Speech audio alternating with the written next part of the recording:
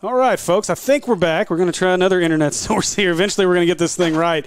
What you missed, though, was on fourth down. We went deep, and a hold was called on the route on I believe it was Frost that we were trying to hit in the end zone. May have been Elijah.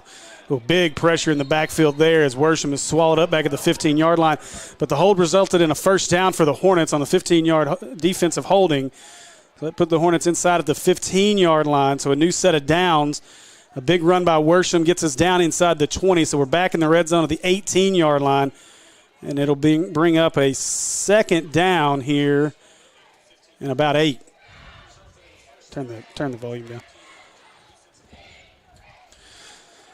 So we're going to hope that everything works now with our stream. And we apologize for the technical difficulties.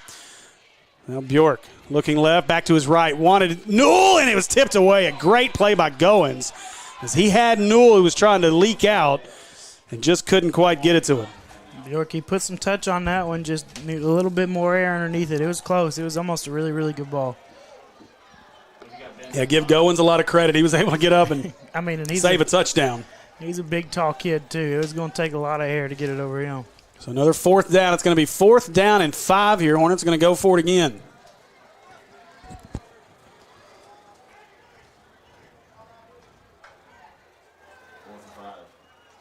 Bjork looking to his left. Pressure coming. Overthrows it. Tipped and incomplete. It was nearly intercepted. Either way, it would have been a change of possession anyway, as Pine Bluff couldn't secure the interception on the high pass, and it'll be Pine Bluff ball at the 20-yard line. Well, no, it's going to be the 13-yard line is where Pine Bluff will start their first offensive possession of the game.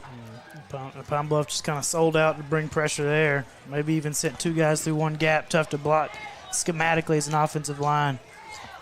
York able to get rid of it, but it was in a little bit of trouble. So 5:35 left here in our first. All tied up at 7. This is the first offensive possession of the day for Pine Bluff. They'll hand it away, go immediately. Courtney Crutchfield trying to get the right side. Crutchfield spins out of one tackle. Did not. He gave looked like Bubba Johnson hung on to him across the 20-yard line. Going to be a gain of about 8 out to the 22. Make it 9 yards out to the 22-yard line. It's the first time you've heard the Crutchfield name. I don't know that he's been on defense. You figure they use him about everywhere, but I hadn't really seen him on defense yet. Yeah, I didn't see him defensively either. Now they'll fake it. They'll go out to the left side. This is 24. That's Helms. Gets around the corner. A lot of speed as he's across the 35. They're going to mark him out of bounds at the 38-yard line. That'll be enough for an Acre Pharmacy first down for the Zebras. And Frost is almost there to make the play. He comes up and he more brings the punishment to the blocker there, just not able to get his hands on the ball carrier. Just got to make sure he's aiming that outside shoulder, make it get cut back to where his help is. They'll get the snap. Looking to the right side. They want Crutchfield. He makes the catch on the bubble, and he'll be pulled down after a gain of about 7 yards as quarterback Landon Holcomb for Pine Bluff. You imagine that's what you're going to see a lot. Just try and get it in his hand, get him in some space, and hopefully he can make some – their plan is hopefully he can make some guys miss. So in the backfield, it's Holcomb and Brentley Jr. Both of those guys had a pretty big game against Maumelle at our place last season. They'll go to Brentley Jr. He goes to the left side. Hornets try to stack it up. Nice tackle by Newell. It's going to be about a yard shy of the first down. It'll bring up a 3rd down and a yard. Just a little short. First things first, got to make sure you're watching the ball up front. Don't get caught by any freeze checks. They're going to try to sneak this, it looks like. And they will. Big hole up the middle. Boy, that would have made Arkansas fans happy if they'd have seen that one time last week. Holcomb gets the Acre Pharmacy first down for the Zebras out across midfield, and they're into Hornet territory at the 47-yard line.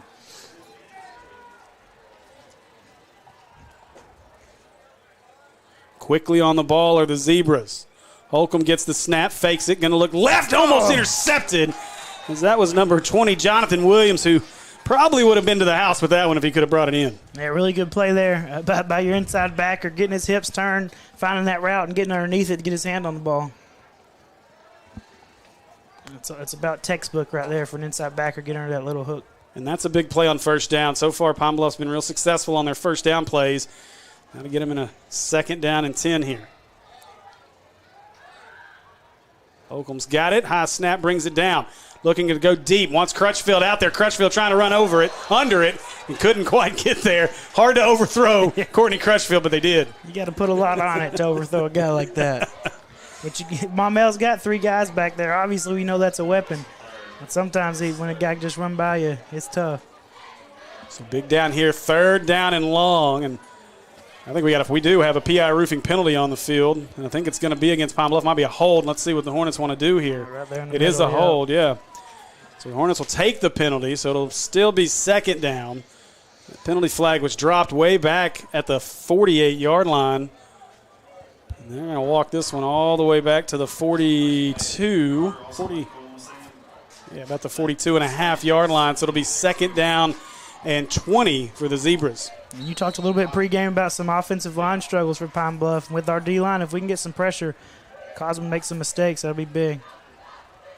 Well, Holcomb hands it away to Brantley Jr. Cuts to the left side around Beats. Had a man slip that was there and a nice tackle. Good job to come up to make the tackle there. That's Timmons. So able to make a couple guys miss there, but, you got those guys flying to the ball, swarming just like a Hornet does, right, and able to make the play. So 3rd and long here, 3rd down and about 17.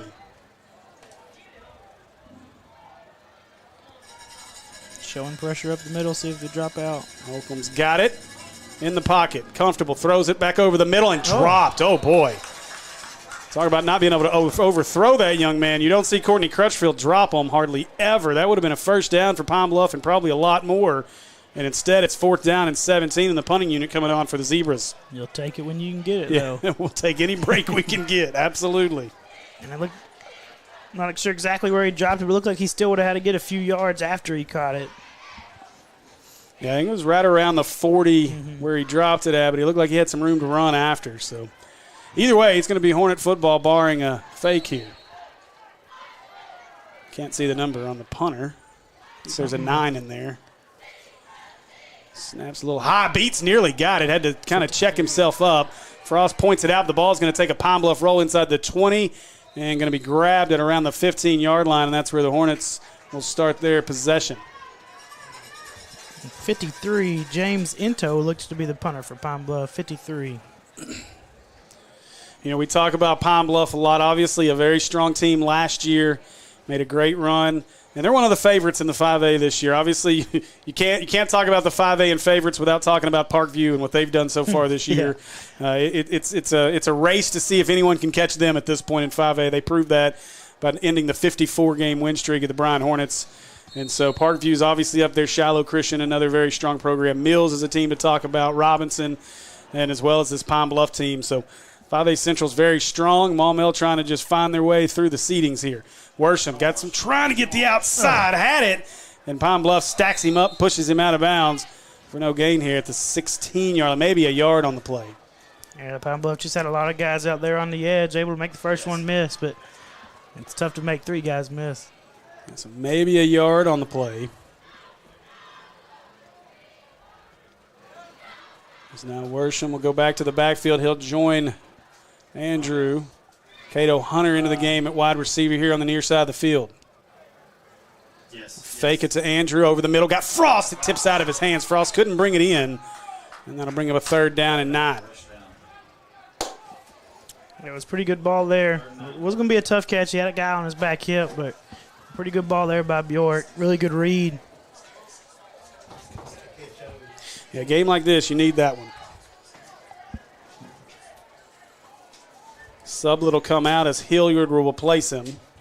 Still plenty of time to get the snap away. 2:24 to go here in the first. This ball game all tied up at 7. Bjork gets it. Looks over the middle. He tosses it up off his back leg. Not a good throw. There is a flag on the field. And the interception, I believe, is going to count, but we've got a PI roofing penalty. I think we're going to get a. It looks like he dropped it before the ball was caught. It might be a holding or a PI. I took my eyes off of him. I saw him fall like he might have dropped the ball. I missed what actually happened at the end of that play. With where it's at. Clock is still running.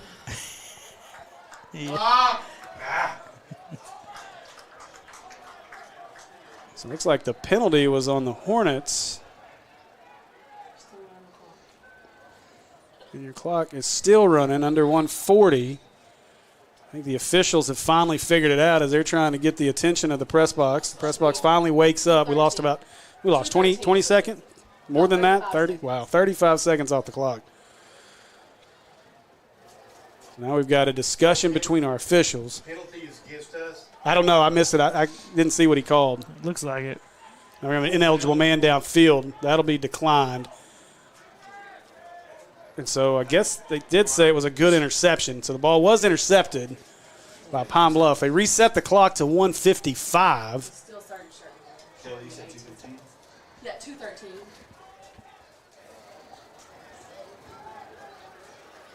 We're still about 18 seconds shy on what the clock should be.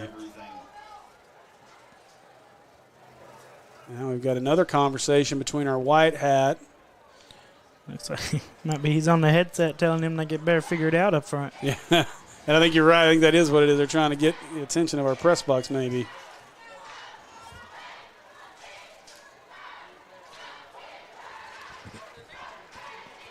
So it'll be Pine Bluff ball at the 36-yard line after the interception.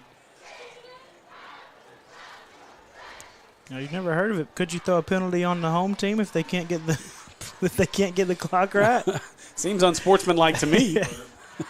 I don't know. That play should have stopped at 2:13.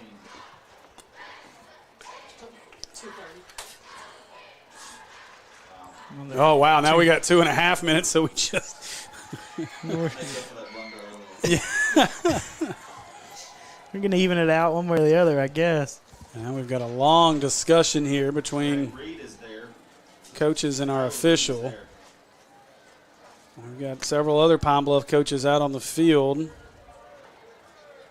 And now I think we're ready for football again. We're going to do it with 2:30 on the clock is what they have settled on. And they shouldn't have started the clock already. They do that all the time. So now they'll hand this one away, try to get to the left side. Beats trying to chase him down. It's a block in the back, and they call it. There's the PI roofing penalty. As 85 is Jason Jones with the illegal block on Frost. Really, really good effort by Beats there. Getting flat. You know, he's not going to be able to catch him. He's got to get flat, get down the line of scrimmage, and make him have to outrun, and then Frost comes up, sets the edge, makes him cut back. That was Tristan Helms on the carry. It's really good to see a defensive lineman do. They come off the ball. They like to just attack the ball immediately whenever that guy's running lateral. You got to turn and get flat because typically that guy's got a little bit more speed than you do. If you get flat down the line of scrimmage, you got a chance to make the play. So the block in the back will take this one back to the 45-yard line. That'll make it still first down here. First down and about 20. Looking right side, got Crutchfield over the middle. Crutchfield trying to take off, makes a man. No, he didn't make him miss. Great job there. I think that's Timmons. And we got a little extracurricular after the play. It wasn't Timmons. That is Frost. Yeah, Jonathan Frost on the tackle. Trying to get the clock to stop. They're not stopping it. Clock's still running after the Acre Pharmacy first down. Good scheme offensively there. They roll that guy out, kind of run a little bubble, get the backer to bite and throw it right in that window that he ran out of. So our officials now they're going back to 2 minutes on the clock now. So we may get the first quarter done. We may play an extra 5 or 10 minutes, but we're going to get it done eventually. This reminds me, I did a game at Mills last year, and I think it was during our bye week, and so I was down doing some field stuff with our field cam folks, and one of the official Mills, they were having all kinds of struggles with the clock. Finally, the official had a headset on. I was having to talk to the press box to tell them when to stop the clock. Nice play as the Hornets get in the backfield. First one there was big number 55, Caden Sherman. He waited on his Hornet friends to swarm under in the backfield. That's going to be a loss of 5 there on first down. And Sherman just came through untouched. Don't know if they're supposed to read him or what, but they just kind of let him go, and he makes a play. Jalen Joyner was on the field. He'll come off as he'll be replaced by Jonathan Williams.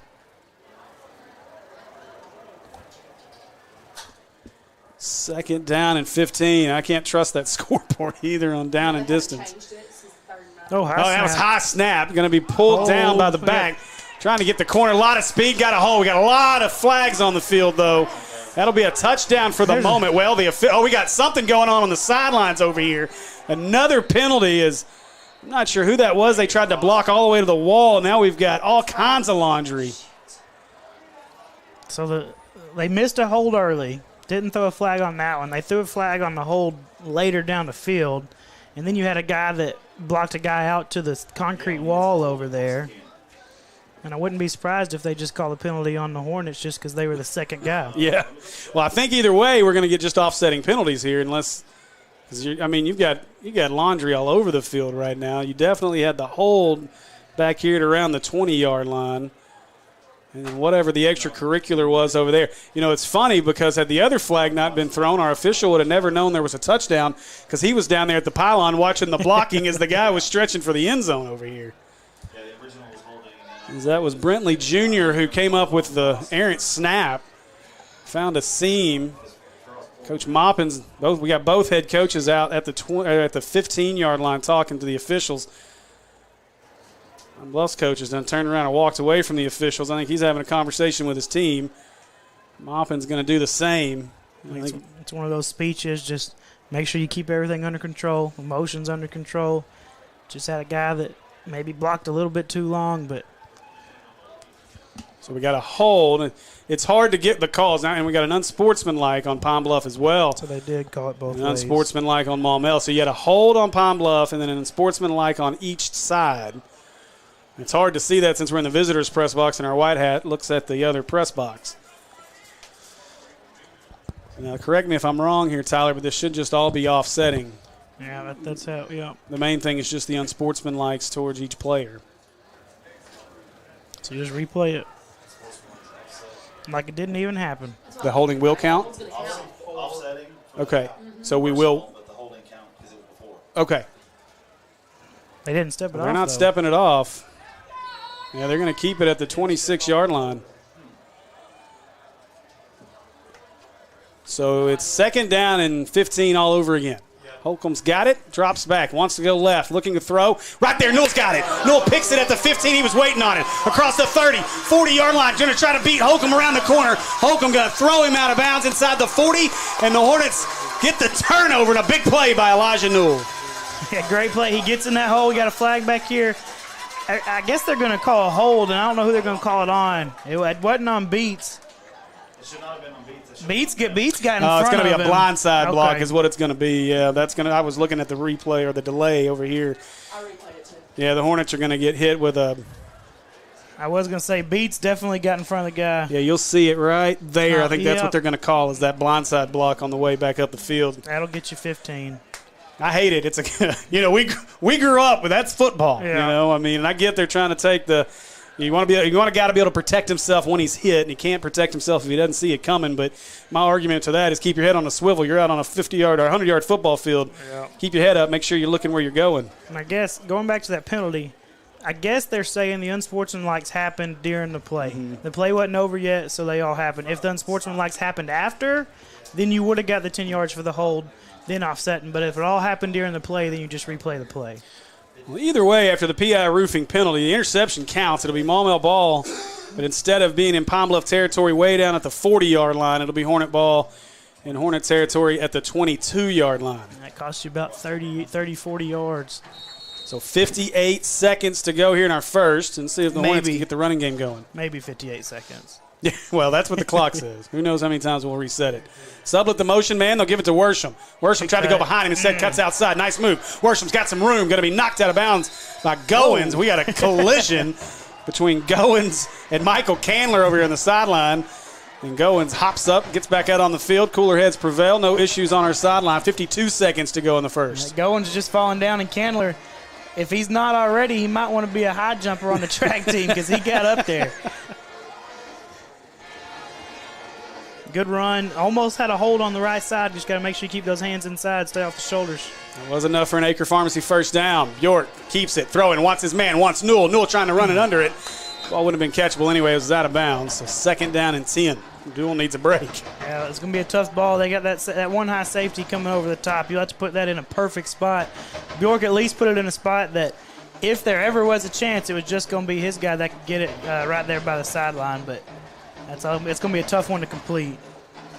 Hey, can I talk about my guy Christian Webb out here on our cameras? He's doing a phenomenal job, man. He's been all over for us. He did Robinson for us last week, so he's been knocking it out. Bjork kept it and trying to break a tackle. He's going to fall forward. He's going to make something out of this, as that was 16. He was dragging Julius Stribling coming with him out to the 39-yard line. So give him, 5 on the play. I don't know if 16 was trying to get the ball out or what, because it didn't look like he was really trying hard to get him down. So Bjork just kept his feet moving, was able to get positive yardage. So it'll be 3rd and 5.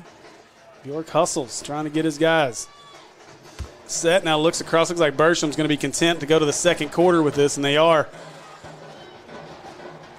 We'll see. Bertram not in any hurry to call a play, and they are. They're going to let this run out. They got about an extra half second that they're going to be able to run it off. So, and that'll do it. So after a quarter of play, your Hornets they're tied with the Pine Bluff Zebras here at Torrey Hunter Field. We'll be back in just a minute with our second quarter here on the Maumelle Sports Network. Come see us today at American Pie Pizza. Enjoy our pizza by the slice daily from 11 a.m. until 2 p.m. Or catch one of our daily specials like $2 Tuesdays and get $2 off any large pizza. Are wings more your thing? Monday nights are Wingtastic Mondays. So get all the wings you can eat for just 69 cents a wing. And don't forget about the incredible cheese dip. Then to finish it all off, be sure to grab a Pizookie or one of our other amazing desserts. So head over to 9709 Maumelle Boulevard and let our friendly staff serve you today. Call ahead at 501-758-8800 or order online at www.ampiepizza.com. Live free and eat pizza at American Pie Pizza.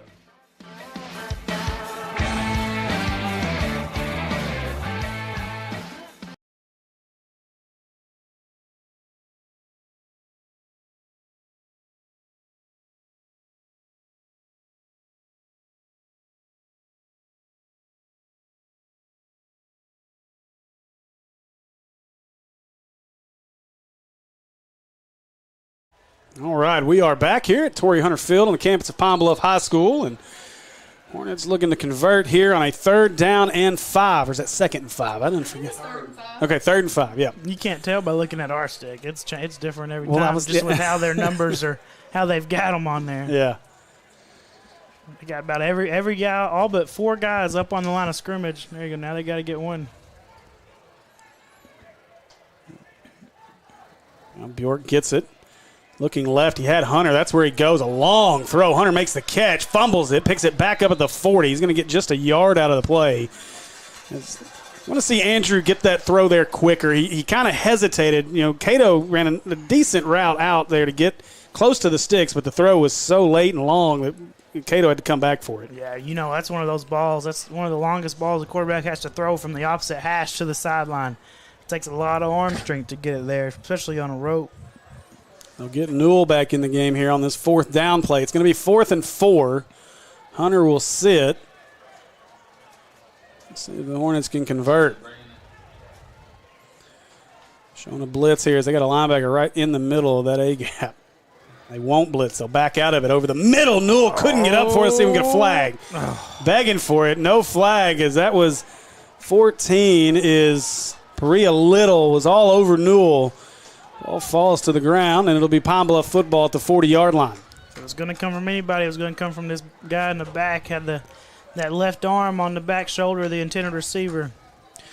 And that was one of those, my biased eyes said pass interference, but it probably was pretty good defense. Yeah, he didn't get him turned too much. And a lot of times, especially at this level, you see a little bit of a turn, and that's where you'll get the flag. But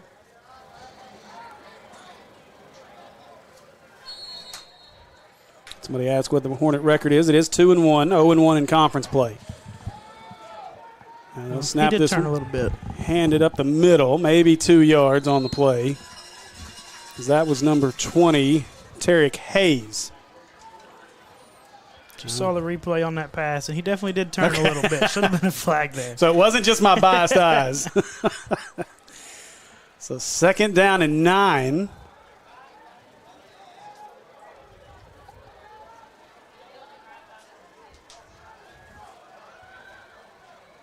It's Holcomb, still at quarterback. He gets the snap.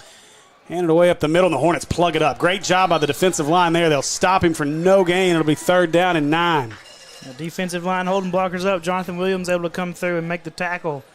That's the good defensive lines right there. Take up 1 or 2 bodies so those linebackers just have room to work.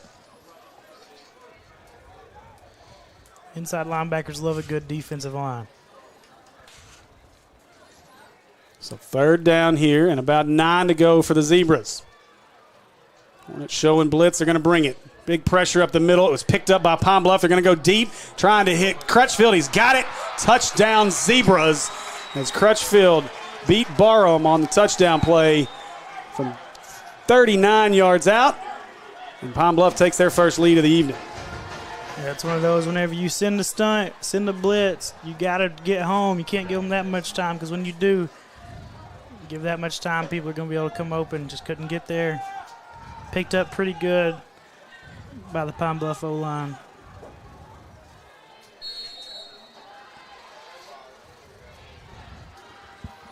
We'll see if this extra point's as adventurous as their first one was. Snap floats back, got it down. This one's a little stronger kick. It's up and good. And Pine Bluff takes their first lead of the evening, 14-7 with 9:53 to go in the first half.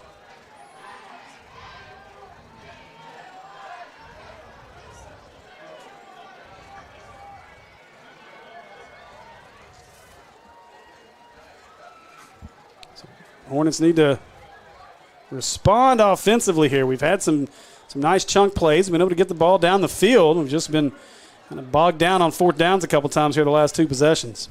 Yeah, been able to run the ball well, especially most of that first quarter. And Pine Bluff's just starting to sell out. They're starting to walk a lot of guys up. Just got to be able to complete a few passes, keep them honest, so that you can keep running the ball a little bit. That was another American Pie Pizza touchdown. And say thanks to our friends over at American Pie Pizza. 79.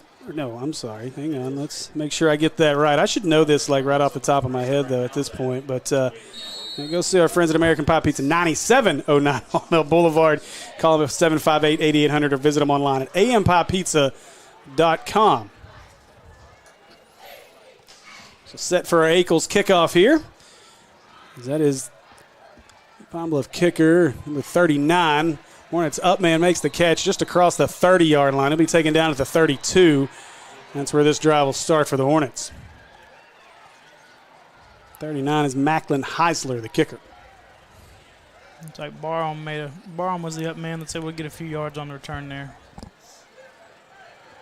So Hornet offense back onto the field and see if we can get a little more consistency here this time. Again, Hornets have moved the football. I think the stats are going to show we've been able to move it, running it, had a few passes that have been a little high. But no. The Hornets have moved it well tonight and just, again, gotten into either some long-distance situations or just in some tough 4th downs and turned the ball over. So it'll be Worsham and Bjork in the backfield. They loaded up all up front again. Bjork gives it away to Worsham. Worsham, nice cut, makes a man miss. Across the 40, out to the 45-yard line. It'll be enough for an Acre Pharmacy first down. And, man, the offensive line's doing a really good job because Pine Bluff's pretty well selling out. Yeah, they're walking everybody up, but a lot of times they've been dropping those 2 inside guys that they've got in the A-gaps. And if you can catch them dropping and run the ball and get past that first line, now that your inside backers are going backwards at the start, you got a little bit more room to make some moves. Last check, Robinson leads Watson Chapel after a quarter of play, 7-0. Watson Chapel, they want to take the air out of the football in those games. They want to speed that game up, keep your offense off the field. Bjork fakes it, wants to throw deep, looking for Newell. Oh, boy, Newell took a shot. The 25-yard line as 3 guys went up to try to get that ball at its high point. Newell hops back up and hustles back down to the other end. And that's that time they walked everybody up and they brought everybody, leaving that inside wide open. It was Glenn Barnes, the 4th in coverage back there. He took the worst of it. He's the one that brought the hit, but he landed the worst too. So 2nd down and 10, and your point a minute ago, Tyler, that's a tough throw to fit it in that little window. Yeah. Bjork, high snap. Worsham, they both kind of fought for it. Worsham falls on. Well, ball's still loose. Pine Bluff. Pine Bluff, I think, got it. And they did. Zebras win the fight on the turf, recover the fumble after the bad snap, and it'll be Pine Bluff ball at the 35-yard line. That's tough when they're just a little high, and then you got both guys trying to get their hands on it, and really kind of looked like they might have knocked it out of each other's hands, unfortunately.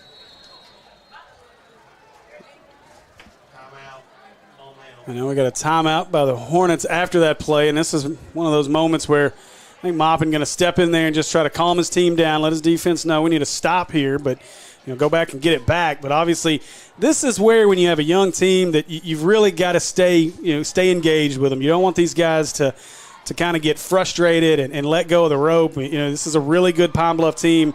Even if they score here, you've got a great opportunity to continue to battle. We've done well offensively. Outside of a couple of busted plays or one busted play that got Crutchfield open and then the pick six, we've done well defensively as well. So Hornets just got to keep playing, keep pushing hard here. And I like what Maupin's doing here, bringing the team together and having a nice little conversation with them. Yeah, just got to bring everybody back together, make sure their heads are in the right spot, especially after that big turn, because that's where you see the big plays a lot of times. After a big play on one side, that's whenever you'll see the offense, try and go big too. This floor just broke under me. That was awesome. So Holcomb at quarterback. Cannot tell. That's all right. Running back, that's going to be 4. That's Brantley Jr. to the left. That's where they go with the pass. Brantley Jr. tries to split a couple of Hornets. Be taken down after a gain of what looks to be about 4 yards down to the 32-yard line. It's like Timmons was there, and Barham might have been the first guy there. Barham or Newell. 2nd down and 6. Again, it'll be Brantley Jr. and Holcomb in the backfield. Trips to the near side of the field. That's where they'll go with it. Ball's going to be caught. That's a hold on Newell. They do call it. Now taking off to the races and scoring here is number 1, who actually doesn't show up on my roster that I have. Touchdown's not going to count because there's a PI roofing penalty sitting back here at the 35-yard line. The hold was – they definitely held Newell. The flag actually hit Newell while he was on the ground. There were about 300 Hornet fans, or 300 officials over here in the stands yelling hold on that play. It was a pretty obvious hold.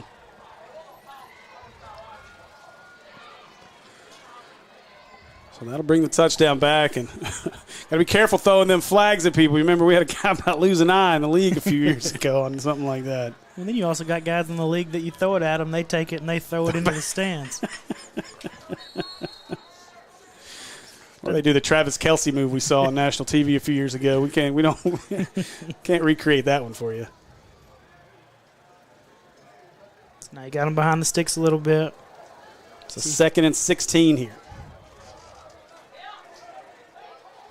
Motion man is 1, and he doesn't show up on my roster. Now Holcomb looking left all the way, steps up. Now he's got a man. If Newell might get it. No, boy, what a play. A great play by Pine Bluff to make the catch at the 10. Who is that? Is that 1? It is. And Newell's there, and they try and run Newell off with Crutchfield, and he's able to get his eyes back there, but he just can't go up and get it. Sorry, that's Austin Dindy. I don't know why it didn't show up on my other screen here. I'm going to actually just use this one, but it's Austin Dindy on the play, on that catch as well. Dindy, another one of the big-time athletes for this Pine Bluff team.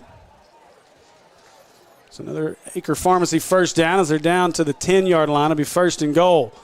Handed away to Brantley Jr. Brantley Jr. making some moves in the hole down to the 5-yard line. Now the pile builds. They'll throw him down at maybe the 4-yard line. I'll bring up 2nd down and goal for the Zebras. So Beach was the first guy to get his hands on him there, and then everybody else came and helped clean it up. I'm glad you could see that. I just had perfect angle from where I was standing. I saw the 45. So down to about 8 minutes left in the first half. Pine Bluff took a lead on a Holcomb to Crutchfield touchdown pass. And now looking to drive and score here. Holcomb's got it, gives it away to Brantley Jr. Jr. to the right side. Got a good block down to the 1-yard line. It'll be 3rd and goal. I would expect to see that quarterback sneak with Holcomb right here. Hornets going to go big. Kind of big. Yeah, they brought Connor Forte into the game. Probably didn't figure they didn't have enough time to get him out there. Trying to get them. Balls on the Balls ground. on- Balls on the ground. Let's see if the Hornets can get it. Looks like And let's- 8. I can't see. Holcomb may have fell back on it. Hornets pointing this way, though. I think Hornets, let's see. Forte came out of there. And it's Hornet sir. football. Yes, sir. Big turnover for the Hornets as they take it away in the red zone. That's big. Now I know you're playing in the shadow of your goalpost right here on the 1.5 yard line. That's huge for momentum. Huge to get hopefully give the chance to get the offense back going. Get some momentum on your side. Yeah, you needed that turnover. The defense has kind of been they've been bending this drive, and really the last 2 drives after the big the Crutchfield throw, or the big throw to Crutchfield, and so the Hornets will have to start at about the 2 yard line. They'll stay in the shotgun. Worsham will be behind Bjork here. They're gonna send It everybody fakes this it, time. throws it. Oh, the slant was there. He just overthrew him. He had Timmons, and Timmons would have had a first down if he could have just got it to him. Yeah, it was definitely there. Like we've talked about the middle all game. It's been there whenever they actually send those guys, and on the 2 yard line they're trying to get that safety. They're going to send those guys and just can't get it to Timmons. Timmons had room. So second down, 7:15 left in the first half. Bjork will once again, this time he'll have Worsham to his left. With the snap, he's going to follow him to the left. Trying to break a tackle, and he does. Out across the 5-0, and he slipped up as he got to the 9 yard line. Is that his 22? Is that 22 that hung on to him? Or 22 or 21. That's Mays if it's 22. Braylon Mays. I can't tell. Or is that 26? 26. That is Marquise Lee on the play for the Zebras. Great run by Bjork there. He's able to spin out of one tackle, make a couple guys miss, and get positive yardage. At least give you some room to work here on a 3rd and short. Now they'll go to Bubba Johnson is now our official. Now they start the clock. They are having all kinds of struggles. Bjork catches the wide snap, and he is picked up and driven backwards at the 5 yard line. They'll spot this at the 7 yard line. It'll be 4th down. Yeah, wide snap. Threw your timing off a little bit. He might have had a little bit of seam had it been a good snap, but it would have been close with your back there trying to block the guy coming off the edge. So the punt team will come onto the field. Timmons will go back to punt it away, and it's a tough one there. Those wide snaps cost the Hornets. Is that Timmons or is that Barham kicking? Yeah, Okay, that's what I thought. It looked like a 7 from this angle. Timmons gets the snap, kicks it away, Came nearly got a after it. piece of it. I was going to take a Hornet roll, though, and cross ahead the and touch 40. it. Yeah, Dindy thought about it. Instead, a great roll for the Hornets. It's all the way out to the 46-yard line, and that's where the Zebras will start this drive with 6:10 left in the first half. Dindy had something to say to the entire sideline there. Not sure if that's what you really want your guy doing over here alone, but He also had a hand signal to the sideline, and I think that's what the official just stopped him on. I don't know that anybody else saw that, but as he was running across the field, he stuck his hand down around his butt pad and gave a little hand signal to the sideline as well, and I think our white hat caught it and had a little comment to him, hopefully to say, let's not do that. Hey, on that 3rd down play. So it'll be Hayes and Holcomb in the backfield for the Zebras here. 3 receivers to the far side of the field. One receiver on this side is Kendall Burton. They'll fake it. Look at left. Hornets come in. Bubba Johnson's got him in the backfield. they send both the inside backers, and they did good not showing it early. They came on the snap and able to get through. Offensive line didn't know what was coming. Really, really well timed up there by both Bubba and Jonathan Williams. Keep an eye on this. James Into, number 53 for Pine Bluff, just had to come off the field. He lost his helmet. They'll replace him with big number 78 over here at the right tackle. And I think they're going to shift their offensive line to accommodate. But Yeah, he's right guard. yeah, I think Into was playing outside. I think they shifted it. Now we got a timeout, and I think Pine Bluff wants a timeout to get Into back on the field potentially here. Burn that timeout so he can come back in. So timeout Zebras. It's going to be 2nd down and 18 here after the timeouts. Give me an opportunity to talk about our sponsors. Our first down sponsor, Acre Family Pharmacy, located at 1900 Club Manor Drive, Suite 101. You give them a call, 501-274-1130, or visit them online at acrepharmacy.com. I want to say a huge thanks to all of our sponsors, obviously, Akel's, as well as Acre Family Pharmacy, American Pie Pizza, and PI Roofing. And remember, basketball season just around the corner, guys. And I know we've got some of our premium sponsorships already taken, as Acre Pharmacy as well as American Pie Pizza have already jumped in. But several options in what should be a very exciting basketball season for the Maumelle Hornets. A lot of top-end talent for Coach Shook, as Jacob Lanier ranked in the top 10 in his class. Jordan Harris, top 10 in his position in his class. Markalen Rochelle, one of the top juniors in the state. Really, if he'll start getting the recognition he deserves, he's one of the top juniors in the country. And I'm pretty sure, Kayla, you won't be able to hear Kayla, but I don't know if Kayla's seen Markalen lately, but I think Markalen grew about 2 inches at least. I walked up to Markalen after a game a couple weeks ago, and I looked up to him, and he's grown. Yes. That's a false start. There it is. PI Roofing penalty hits the floor, or the turf, as we got a car white Challenger, he said. Any of y'all white Challenger? No, not me today. Sorry, I left that one at home. I left the Hemi at home. So you might hear that in the background for a little bit. So the PI Roofing penalty will back this up to the 41-yard line. And it'll now be second down and 23. I'll take it. Defensively, it's just a little extra crowd noise to try and throw the offense off. So Holcomb, I believe that's still 20 in the backfield. Tarek Hayes. 4. Pressure coming. They hit the screen Tunnel to Dindy. screen. Dindy trying to break a tackle. He will break one. Jonathan Williams is there to pull him down, as well as Timmons. That'll make it third down. A respectable gain there by the Zebras. They get it out to the 49-yard line. It'll make it third and about 16. At least makes it more manageable there. And even if they're in 4-down territory, makes it a lot better, because now you only have to get about half of it again. So third down, 15 here for the Zebras. 5 minutes to go in the first half. Pine Bluff leads it 14-7. Holcomb's got it. Looking up over the top. Now trying to roll left. Has to just toss it up into coverage. He wanted Crutchfield, but it fell innocently to the turf. And that'll bring up a fourth down. Now you got him on his back heels. He's going backwards.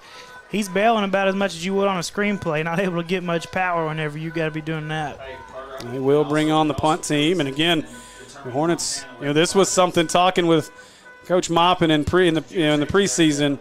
Was really excited about this defensive line. And they're kind of teeing off right now in this game, really bringing a lot of pressure and really making it difficult on Pine Bluff in the backfield. As long as that pressure gets there, it makes a guy like Crutchfield a little bit easier to at least contain, because he doesn't have time to get deep and run by you. So Frost will go back to return this punt. He's standing just inside the 20 at the 19.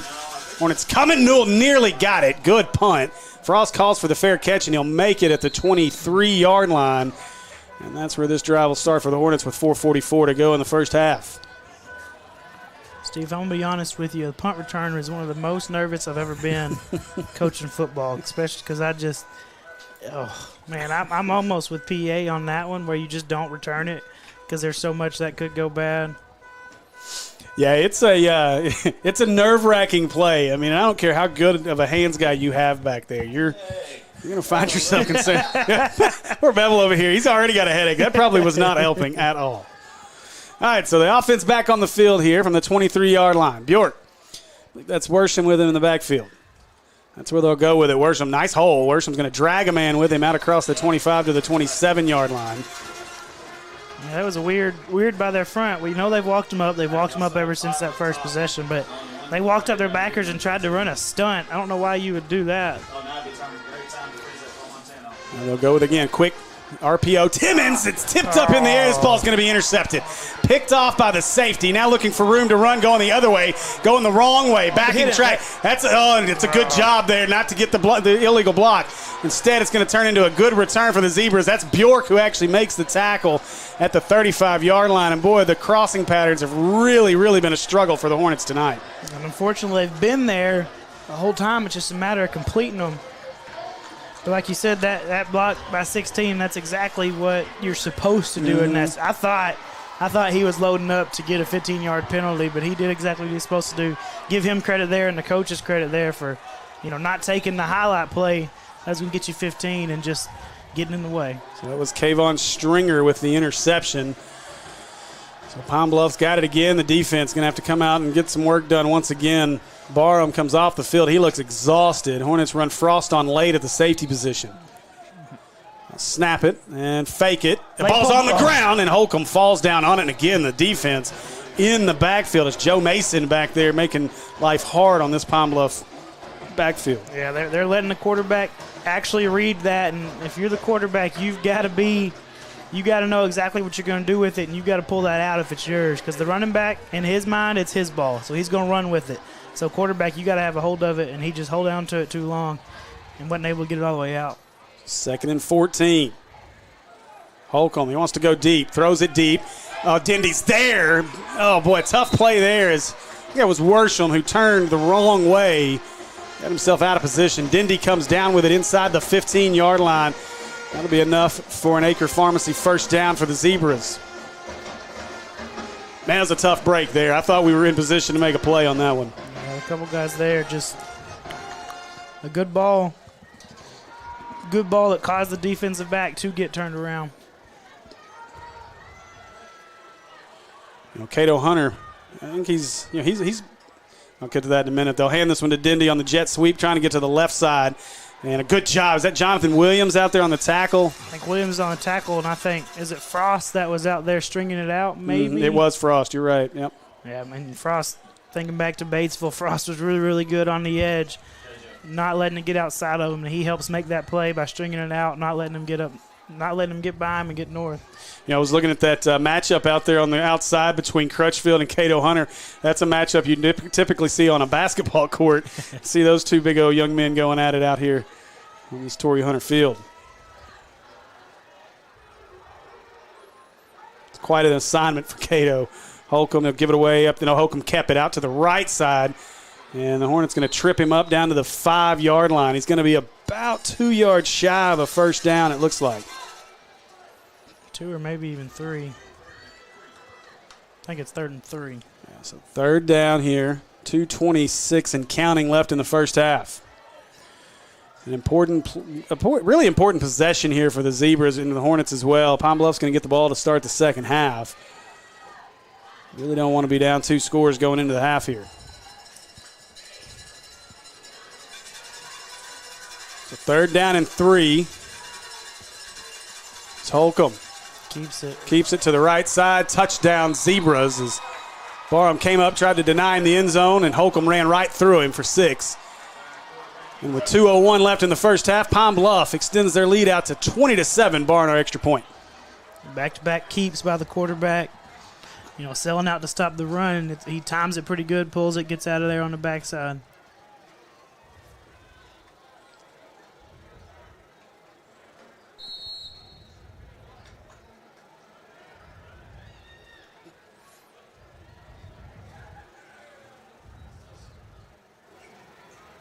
Snap hit the ground, got it down. Kick is up, and it is good.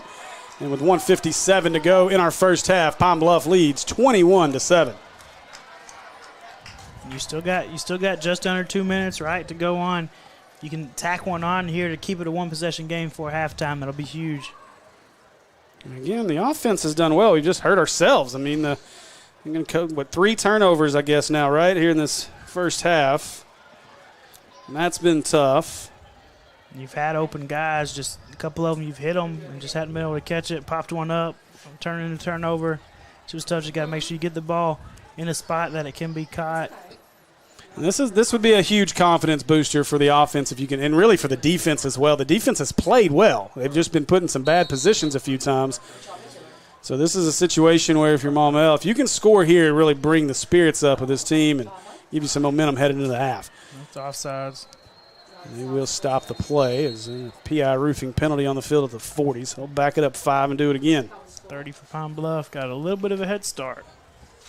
He's been close every time, and that time it's just a little too close. Reminder to join us here in just about a minute, 57 seconds on the clock for our Ackles halftime. Work on getting you scores from around the state. Get you the stats from our first half from the great Jim Ashley. So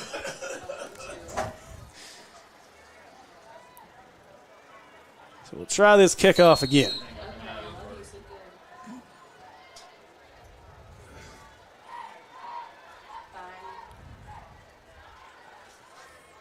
This one's going to be returnable. Newell chases it down at around the 24-yard line. He's going to try to outrun a guy to the left side.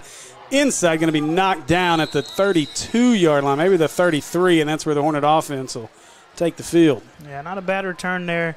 Can tell trying to get to the other side of that kickoff team. They're trying to squeeze everything against that sideline. So if you can get outside of it, get outside of one of those guys, you got a little bit of room.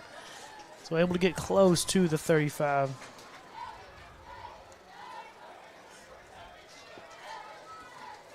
Again, let's say great job to our guy Christian Webb on our main cam tonight. My wife had to take the oldest to basketball tryouts tonight. Timmons the motion man. They'll give it up the middle. Worsham drag big number 72 with him out to the 35-yard line. He just got a little bit of a finished pancake there. I'm trying to see the number 53.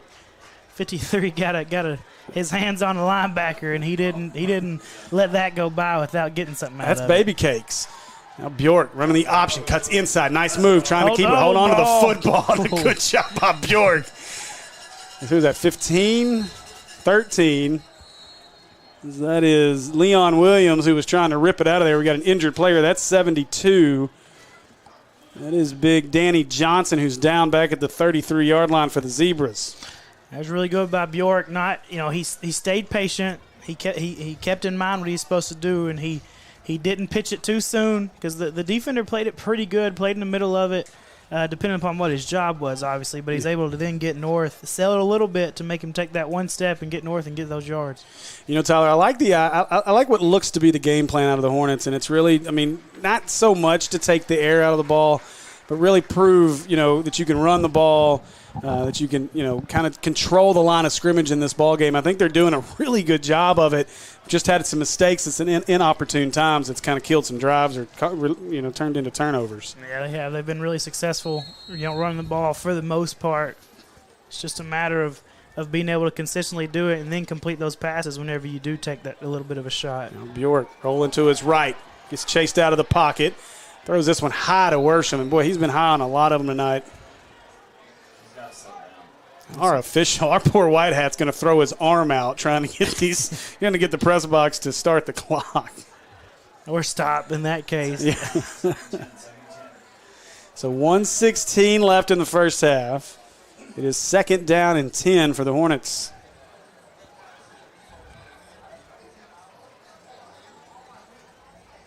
It'll be Worsham in the backfield with Andrew.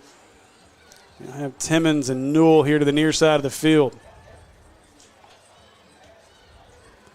Got it. Fakes the handoff. Looking over the middle. Throws it. Timmons back shoulder makes Timmons. the catch. Got to get out of bounds inside the 35 to the 33-yard line. That'll be enough for an Acre Pharmacy first down. That's exactly how that one's drawn up. Your back shoulder fade, not used to really seeing those fades in the middle of the field, but it's a really good ball that Timmons knows he's going to have to put the brakes on and come back and get it. It's at least what it looked like. Yeah, I don't know if it was meant to be a back shoulder, but it turned into one. Now Bjork going to keep it, pitches it outside. Worsham trying to take off inside the 20, into the 15, runs a man over at the 15-yard line. As that's number 3, Chandler Laurent. And the clock actually stopped this time. I looked to make sure because this is one of those times where they're really going to keep it running if they want to. So another Acre Pharmacy first down to the 15-yard line. Great answer here by the offense. Bjork's been really, really good with that speed option. Really good that time. It's making them sell it to him and then pitching it out there. Had nobody left. Clock's moving. Why are we 104 should be on the 104. clock. What are we doing? 104. Should have never started. This is, boy. 104. That's what it needs to be. We lost 10 seconds off the clock. If you were up here, you would see there's 5 of us up here. We looked immediately after he went out of bounds and then checked again. My eyes are on almost the entire. Our white hat's so frustrated he's taking his white hat off. He says, I'm done. So we're still waiting to try to get the clock situation handled here. Even if the clock operator's been watching too much NFL ball or college ball now, it's still inside 2 minutes, so the clock would stop anyway. So now they're going to have to go to the coaches to try to get them to. Okay, what are they going to put on it? What I don't know. It should add 10 seconds, but it's been an adventure on the clock all night long. I think we've probably played. Oh, hey, we get 5 more seconds out of the deal.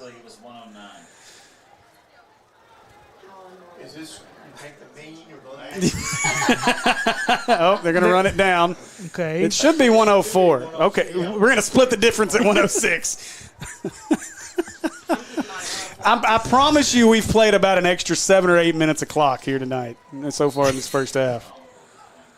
All right, so Bjork with one. The clock's running Now again. it's still going. What are we doing? Clock just started. Clock started again. There's still Bjork's going to run it up the middle, spins off the tackler. It ball's out. Worsham, I don't know. Let's see. Play shouldn't have even happened. Yeah, because they start the clock, and it's not supposed to start as if I think the Hornets came out of there with I it. think They Bjork did. stood up with it. And again, play should have never happened. Like, It's a good thing I don't have a headset to the dump because it happens every week. I'm telling you, it's my most frustrating thing. Every week I could tell you about times just like that people don't even notice. they're going to roll it with 48 seconds. Well, they should start it now. It should be running. But we still lost about 10 seconds from Yeah. the last play. You're right. Now Newell, the motion man. They'll empty it out for Bjork. Bjork looking left over the middle. Got his man. Frost caught it. And first down. It'll be first and goal after the Acre Pharmacy first down for the Hornets. You got to get on the clock. Get on it. 28 and a 28 half. and a half. caught that 8. But first Two, down, Frost. it'll start on the ready call, though. I think we're going to get a timeout, Pine Bluff, and we are as their coach was running down to try to get that timeout at the 5. So it'll be timeout, and they're facing the wrong way. There you go. Now they got it right. Timeout Zebras here. I believe that's their second timeout called. That's their last one? Okay. Yeah, they don't have the timeouts left up there. No. I was about to say, I didn't think we'd use many. They just said we hadn't used any, so we got all 3 if we need Only them. use one. I thought we used one. One? Yeah, okay. So we got 2 left. Y'all underestimate what I keep up with. No. Well, you have it on there, don't you? Yeah. Yeah. Bubbles did. I thought we had it on there, too. Oh, yeah. We got it on there. Pine Bluff just doesn't have it in the house. There's a party going on across the street over there, by the way. Did you see that? It's probably every game. I guess so. They were. I mean, it is homecoming, so but yeah, it says every game they party Yeah. over there. It's cheaper whenever you stay out there. Let's say that's the free seats with the Cheaper, better food. Exactly. Man, some of that barbecue smells good. Oh, it did, man. I walked by over there and it did smell really good. All right, so it is first and goal for the Hornets. What are the odds they start the clock when the whistle blows, even though they shouldn't? Hey, they didn't. Oh, 32. I got Mason in the backfield. He's going to follow Mason. Trying to go forward. They're trying to rip the ball out of there. Hornets going to have to use a timeout. So they're going to get the stop. They're going to mark this, I believe, at the 4. it was at 20 seconds. Yeah, it was 16, yeah. So again, we're going to lose about 6 seconds. 8 if not more, seconds. yeah. Yeah. By the time they actually stop the clock.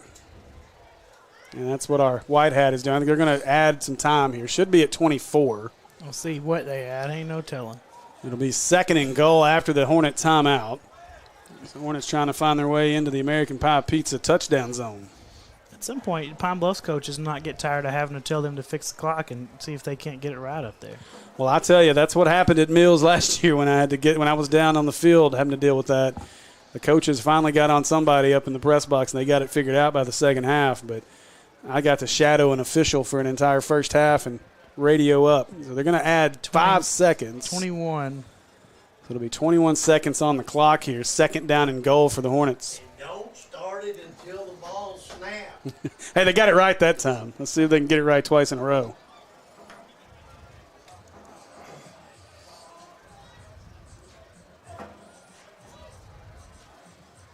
Looking through some of our comments. Got a great group in there. Almost 150 currently watching us live. I think we got up to about 180 there a few minutes ago. So we appreciate each and every one of you guys. Be sure and hit that subscribe button if you haven't yet. That way you don't ever miss any of the alerts, the action that goes on the Maumelle Sports Network, the highlight clips, everything that goes up on our YouTube channel. Newell in the backfield now. Bjork, that's where they'll go with it. Newell trying to find a room. Boy, he is met at the 5 and stood up and driven back. Should be at 17. And I think he's hurt, too. Who is that that's down? We got now that's a lineman down, it looks like. I can't see a number. We do have a Hornet down. He's up, but noticeable limp. Who is that? That's Forte. That's Baby Cakes coming off the field. Let's see if he can get back in. Looks like he is headed straight for the trainer's table. Band-Aid. Got some work to do. Looking at that left knee. Nope, maybe. Yeah, it's definitely, it looks like left knee for sure.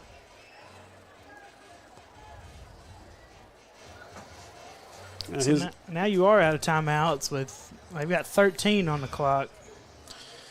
Connor's older brother, Kelby Forte, one of my favorite young men to come through this program. He was a lot of fun out there, and he was the original pancake maker for us. Him and big Andrew Chambly, Stroud, some other folks on that line, and but Kelby Forte was a lot of fun to watch, and getting to see little Connor Forte, or Baby Cakes as we like to call him out there, getting his own pancakes. Yeah, no timeouts left. This is when you definitely expect to see the pass. They're not even coming up to the line defensively as they have been. I'll roll this one to the right. Wanted Hilliard. Nice move by Bjork. Gets an extra block, throws it. Got his man caught. No, dropped right at the goal line.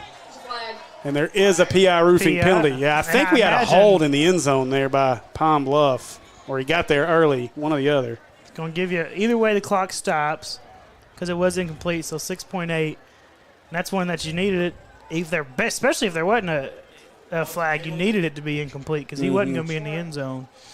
What's the penalty? I believe it's pass interference, but I haven't seen it. Or And in high school, that's not an automatic. so it's Yes, high school. No, there's no automatic first down, is there? Oh, I'm sorry. No. Yeah. but they're not calling anything. But it's 15. Guess there wasn't one. Oh, I guess not. So 4th down and goal, it looks like now for the Hornets. Maybe it just fell out of a Third pocket. down. Is it 3rd or 4th? It's Don't go by that thing. That thing's wrong. It should be 4th. But Yeah, I think it's 4th, and I think that is a 4th down on that marker. It's their markers yeah, really normally strange. It's Yeah. 1 on the other side of the 4, though. I believe it is 4th down, though. Now Worsham, Bjork's going to keep it. Found a He's in there. seam. He's in Touchdown. there. Give him 6. Yes, sir. Bjork scores on the scramble, and the Hornets cut the lead to 21-13 with 3.7 seconds left here in the first half. Great run by Bjork there. Really good call, gutsy call, right? Because 6 seconds left. You're expecting them to even throw the ball, even though they're close down there. Because if you don't get it, that clock may be running, depending upon if it was 3rd and 4th. I don't even know what we decided it was. But I don't either. if it was 4th, then it's a little better because either way, it's not going to be your ball. But if it was 3rd, it is a gutsy call to run it right there. The extra point is up and no good. He missed it wide right.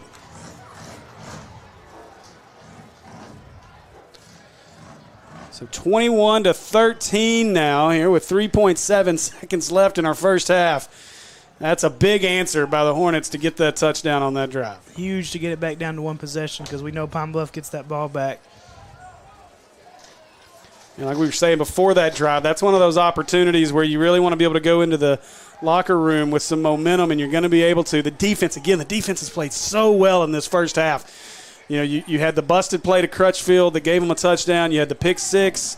And then short field. Yeah, the short field. And they've really operated out of a short field most of this second quarter as well.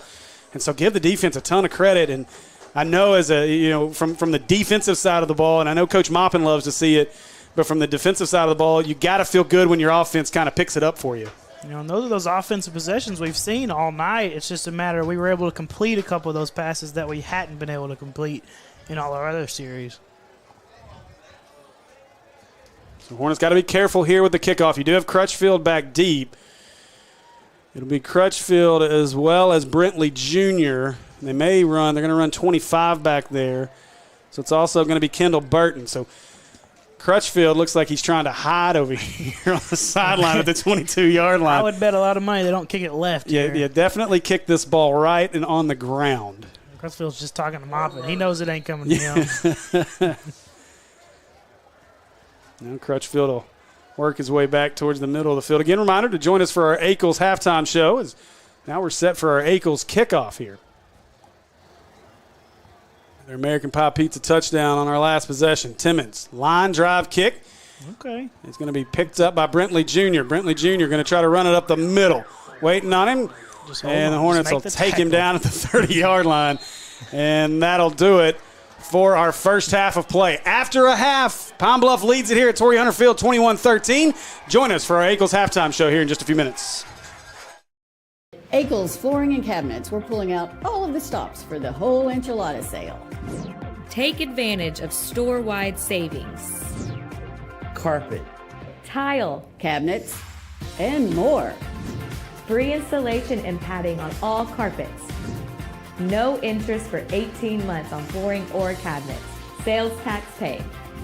At Akel's Flooring and Cabinets, we make it beautiful For less.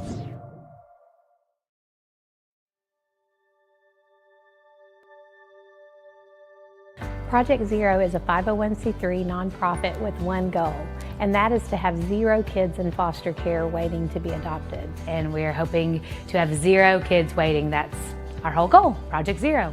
It means no kid is forgotten, and there are people always fighting for kids to find their forever family, no matter how old they are. There's not awareness out there. I don't think people understand the need that we have here in our own state for these children who are wonderful children waiting for forever families.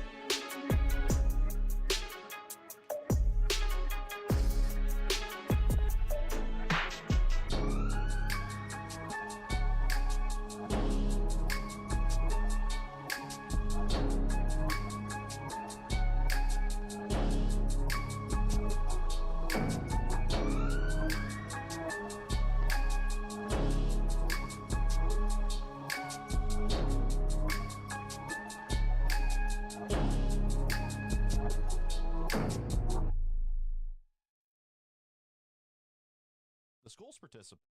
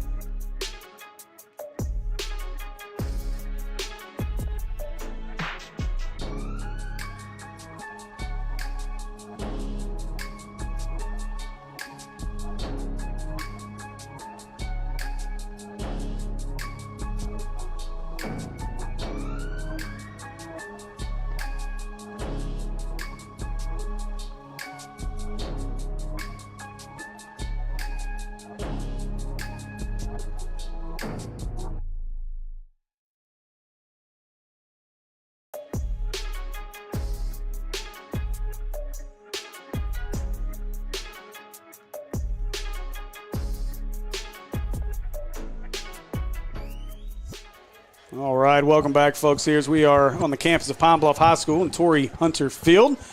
As you're joining us for our Akel's halftime show, I want to say thanks to everybody for joining us.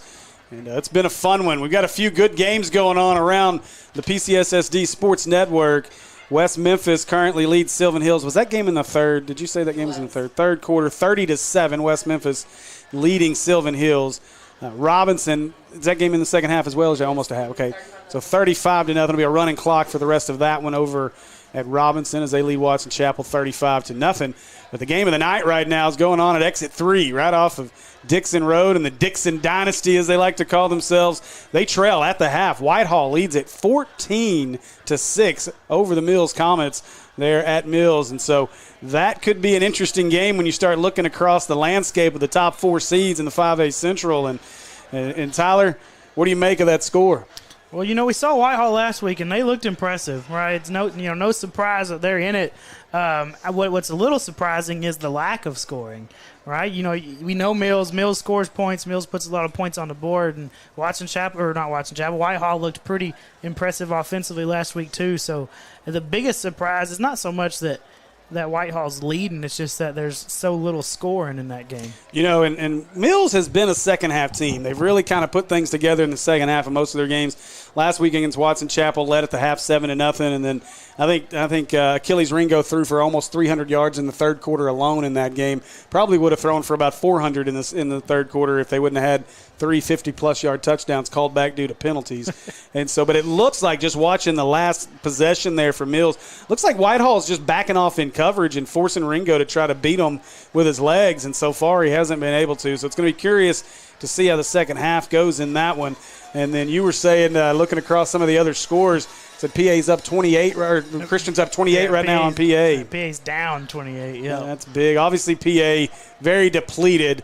You don't see a PA team with as many injuries very often as they've got right now.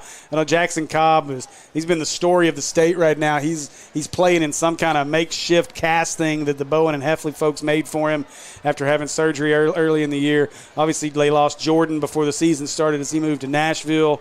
And I think they've got another running back out as well. So PA playing fairly shorthanded in that one. And I don't know if you got any other scores over there of interest as going on around the state, Tyler. No, there's not a whole lot that that you wouldn't expect. I'll say the one that some people looking at the scoreboard might not expect is it's ours right here. Yeah, one possession game at halftime, and it really speaks to the preparation that's went on. And we were talking about while the bands were playing that. We've had drives offensively that have just stalled a little bit because we haven't been able to complete a couple of those short passes. And we're really talking about how well Bjork did on that last possession, staying poised and being able to complete a couple of those passes. And, hopefully you can build on that in the second half. Looking at the stats here, the Hornets did good defensively, gave up just 189 total yards. 159 of those were through the air, and really most of those came on that one big pass to Courtney Crutchfield. Outside of that, Pine Bluff's really been stymied on the offensive end of the field. Just 48 yards rushing compared to the Hornets, who have gained 174 yards on 27 attempts here in the first half. So it's been a clinic in the running game. The offensive line's played really well. Hornets averaging about 4.6 yards per play. Pine Bluff averaging 7 a play. But, again, you take out the big pass to Courtney Crutchfield, and that really brings those numbers down. Our individual stat leaders in that first half, Jaden Worsham, a great first half, 14 carries, 78 yards and a touchdown. Bjork, 9 carries, 61 yards and a touchdown as well. Barham carried it once for 12. Bubba Johnson twice for 11 yards. So a great first half there. Bjork, 6 out of 21, 62 yards. He does have 3 interceptions there in that first half. And, again, that's a big part of the second half. I heard Coach Bevel say it a minute ago. Obviously, you said it here just a second ago as well. But you got to get, and you saw it on that last possession, got to get Andrew to kind of calm down, settle into the game. Obviously, this is a big game. He's a sophomore, first time to come down here and play in front of this, in front of this crowd here on homecoming night for Pine Bluff. Hostile territory, but he's done a really good job of running the offense, especially there in those last couple drives of the half. Yeah, extremely impressive on the last drive, and that's those rushing numbers that you just gave, 170, right? That's why Bjork being able to calm down and complete those short throws are so important, because if you look, Pine Bluff is loading up the box now. They're sending guys every play.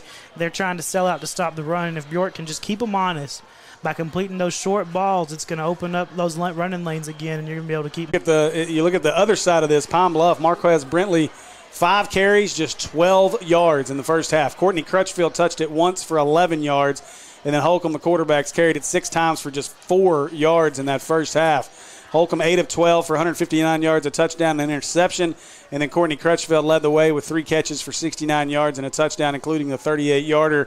And so the keys really in this second half, and Tyler, I'll let you speak to it as well, but obviously let's see Andrew calm down a little bit. The defense just got to keep coming after them. They've done a great job. The defensive front has done a really good job of getting in the backfield, we've done a great job of not giving Holcomb really any time to do anything. And to your point earlier in the first half, when you do that, it's going to make it really hard for them to find number 2 down the field. Yeah, we talked about it early. We talked about it before the game started, right? One of your keys in every single game is in the trenches. Who's going to win the battle in the trenches? We've won the battle in the trenches so far, if you're asking me, just from what I can tell, right? What we've not won, and what the second key always is in a game, is the turnover differential. Who's winning the turnover battle? And we've had those 3 turnovers. Now, they had one right on their goal line, which cost them some points. That was a big one, but we didn't make it. We didn't get anything off of it. So it went from – it was a 7-point swing, could have been a 14-point swing if we were able to punch one in there. But if you can keep the turnovers to a minimum now and hold the ball and get some scores here, I think it's going to be a pretty good half because you're winning in the trenches. Hold on to the ball. Don't give Pine Bluff any extra possessions that they don't deserve.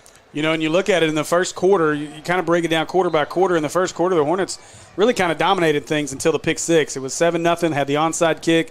We're driving to try to make it, to get another score to go up 14-0, throws the pick 6 to make it 7-7. It made the first quarter fairly even. I think the biggest difference in the second quarter, obviously the turnovers hurt, but we left Pine Bluff in a short field almost that entire second quarter. They pretty much played the entire second quarter on their side on the Hornets side of the 50-yard line, and so that's something you got to stop here.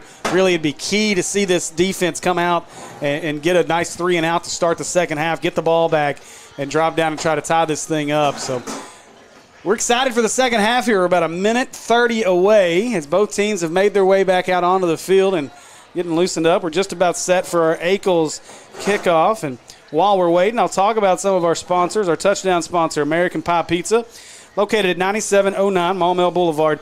Great place to go watch the Razorback game. I ran down there and talked to the Chambleys at halftime, and they were talking about how Andrew, I might have to text him. He's all excited. He got to fly first class to Baton Rouge. So they're doing it in style. And we said, you know what, they may have to ride the bus home if they get beat too bad while they're down there. So Chamblee excited about that. And so big trip for those guys as they head down. But if you want to find a great spot to go watch the game, head over to American Pie Pizza. They got TVs all over the place. Really underrated spot. Great pizza, great wings. Great. Their spicy chicken cheese dip is my thing, man. It's my jam. That and a Pizookie, boy, I'm set. So go see our friends over at American Pie Pizza. You can order online at ampiepizza.com.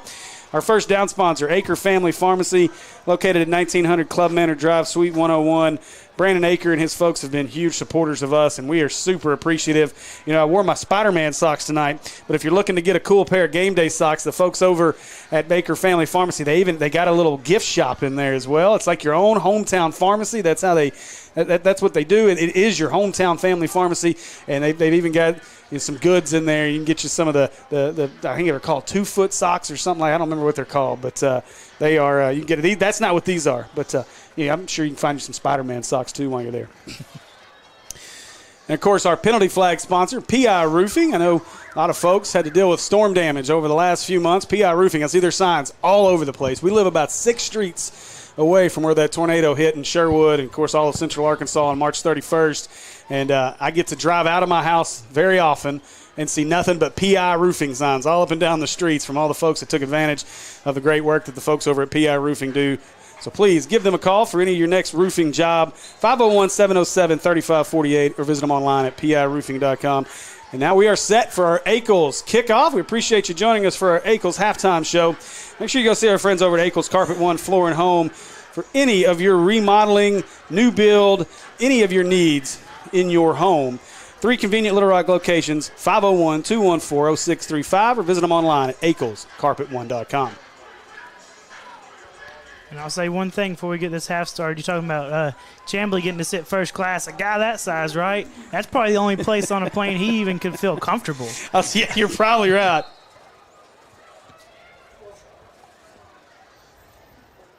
All right, and we are set now. Ready to kick this one away are the Hornets. That one's kicked Line drive kick going to be picked up at about the 22-yard line. Ooh. Going to try to get around the left side, and he's got room and a lot of speed. That's Dindy across midfield. And down the sidelines, Hornets don't push him out of bounds. They'll finally bring him down inside the 20, and that is not the start you wanted if you're the Hornets here in the second half. And had a few chances there to make a play, but it's a guy that's able to make a couple guys miss. Had your first gunner running down the field, and he kind of took a little lick there and wasn't able to do a whole lot to help get him taken down. So big return by Dindy to start the second half. Great field position for the Zebras as they'll start this drive from the 22, and I'd fully expect them to take a shot to the end zone here.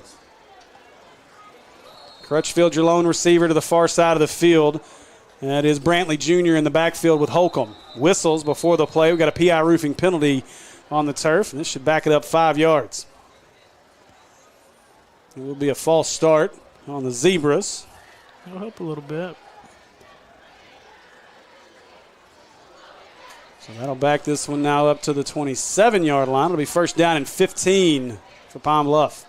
Looks like they're going to flip side, send Crutchfield to the far side of the field now. They had him alone over there in the boundary. Now they're going to get him out wide on the right. It'll be Dindy and Crutchfield here closest to us. Little bunch. We'll bring a third receiver as well, as that is number 85, Jason Jones. Holcomb, quarterback draw, runs it up the middle. B.J. Beats amongst others. Jonathan Williams in there as well will bring him down. They got the penalty yardage back, it looks like. Just about 3 of them, so it'll be second down and 12. Had him wrapped up for almost close to a loss, but that's a big guy that carried a couple guys. Looks like they spotted this one at the 23, 24-yard line. So it'll be second down and 11.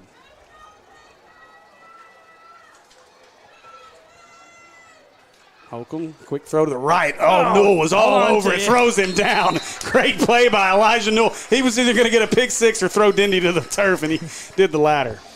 They did great holding on to him there. We've seen Dindy break some tackles here. Newell gets there just about a half second later than he probably wanted to, but able to make a really big play there. Dindy, a big-bodied young man out there, and that's, again, to your point, a great job by Newell just to hang on and bring him to the turf. So third down and 13 as this one backs up to the 26-yard line. And again, after the big kickoff return, this is what you wanted if you're the Hornets. If you can get a stop right here, Crutchfield going to be at the near side of the field. Going to empty out the backfield. Holcomb looking left. Hornets coming. Pressure over the middles where they go with it. Big hit at the goal line, but he holds on and a touchdown for the Zebras. What a play by Brantley Jr. Frost laid a hit, but Brantley held on to it for the Pine Bluff touchdown. Good catch. Frost did everything he could to at least jar it loose, but able to complete the catch through landing on the ground.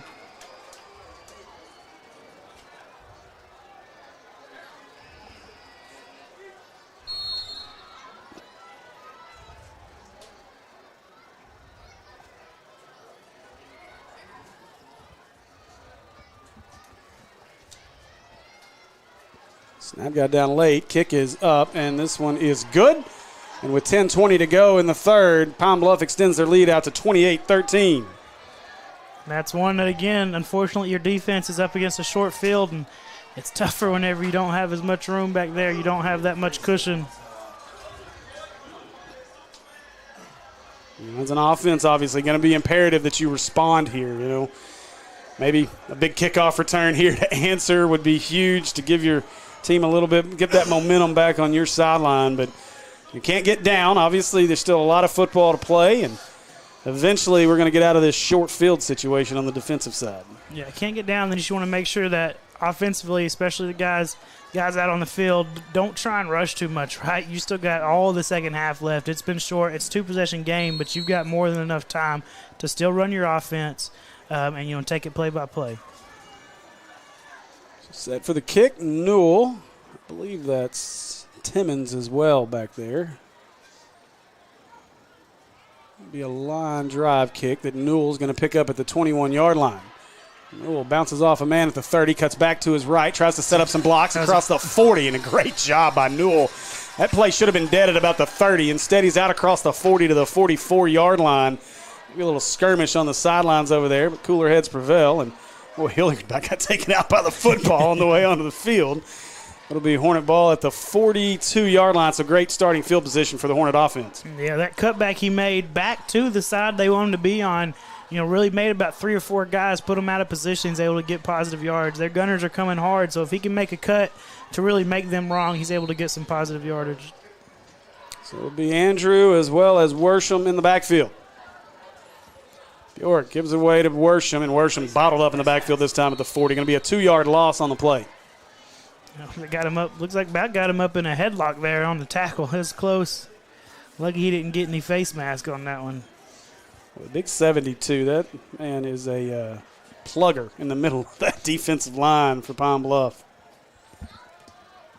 So 2nd down and 12. On the 40, maybe the 41. This time, Worsham again. He finds a seam. He's dragging a man with him out across the 45 to the 46-yard line. And that's a good gain by Worsham to make this a more manageable 3rd down. Another one of these things with him having those linebackers so close, they weren't right in the holes here, but they're like 2 yards from the ball, is if you get any little misdirection and you just can wash them all down, it's going to give you some space. Linebackers being that close to defensive line, they don't really have room to work. So if you can just get them to take one wrong step. So 3rd and 6, tried to get Pine Bluff to jump. They nearly obliged, but they do not.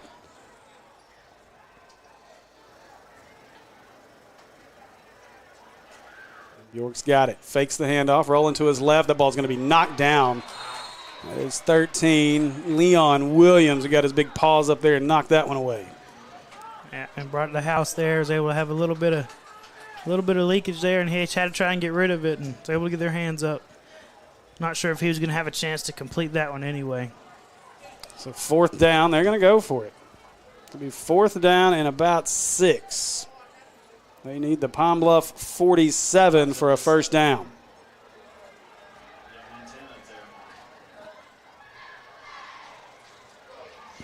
Might have a little bit of room right here. They're probably going to drop 3 out and not send 3, get him underneath. Bjork going to go to the right, fakes it. He's got room. He's got the 1st down. Oh, he cut back. Trying to get upfield. He's got room now with Timmons. Frost with the block. Bjork all the way down to the 30-yard line. And, boy, the footwork by Andrew Bjork was all made that play happen.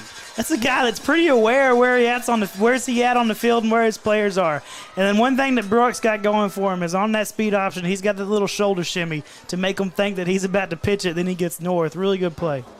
So another Acre Pharmacy 1st down there for the Hornets. 8:48 left in the 3rd. Bjork and Worsham in the backfield. Mason, or is that Sublett as the up back? Sublett and tries to pick up the block. That ball knocked down as well by Goins. I think that was Goins. It was there. 13 was there as well. Now they're just pulling the trigger now. One of those, maybe next time Bjork just going to pump fake it, then you can just run right by him because he's getting them up in the air. They're selling out to knock it down. That's something that's a risk you take, but they are full go on the edges right now. So 2nd down and 10. Sublet's the extra blocker. You wonder what a screen looks like. Fake it. Pump fake. Now throwing, looking for Newell. Newell's got to go up. Tries a high point. It couldn't come down with it. Good defense by the safety there for Pine Bluff, and he may be banged up, and he is. That is number 30, Stringer, who had the interception off the tip earlier. He's up, and it'll be 3rd and 10 for the Hornets. And we've had some success all year throwing that middle screen. If Bjork can just bail enough, it's something that I think you got them set up for with how much they're pinning their ears back. So 3rd down, they'll go empty here. Trips to the far side of the field. It's Barham, Hilliard, and Timmons. You got Frost and Worsham here on the near side. No Newell on the field right now. Worsham, they'll fake the pitch to him. Now needing some help. Throws it long. Throw to Timmons. Was not there. And that's going to bring up a 4th down. 4th and 10. And Bubba Johnson going to come onto the field. And I tell you, man, this offensive line is young, but they are big. They are really, really big. Jalen Harris has a potential to be special out there at the tackle position. Get a little bit of that weight off of him, trim him up just a little bit, get some muscle on him, and my goodness gracious. Crutchfield's coming in for a big 4th down. He'll be on Timmons here. Now Bjork looking for time, throwing to his left, overthrew it. Not even close to Frost on that one. And that'll be a turnover on downs for the Hornets. And Crutchfield running his route right at the or not Crutchfield. Frost running his route right at the sticks and just sailed on him a little bit.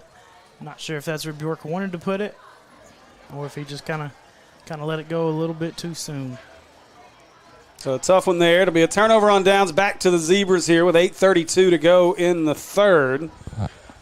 An imperative here for the defense to step up and make a play. Wouldn't be a bad time for a defensive touchdown here. No time's a bad time for a defensive touchdown.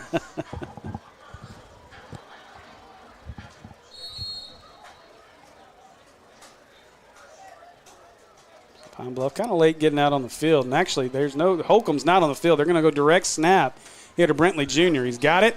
Tries to run it up the left side, trying to get around the corner. Newell kind of fell down. Now Timmons trying to run Brentley Jr. down. Jr. breaking tackles across midfield to the 45-yard line. That's a big carry there for the Zebras. Yeah, they're able to get our defensive ends just to run up field and get some movement on your two tackles, and had a little bit of a seam there to get north. Yeah, we looked pretty unorganized on that play too. It didn't look like we really got set defensively. Now they'll go back to Holcomb at quarterback. Looks like it'll be Holcomb and Helms in the backfield this time. Back to empty. Now Holcomb's got it. Looks right. Throws. Got his man. He dropped it. He wanted Helms. Went back to empty and wasn't too much of a shift defensively to get out there and cover that third guy. Looks like Jonathan Williams is trying to make sure he gets that figured out. So 2nd and 10 here as defense needs a stop.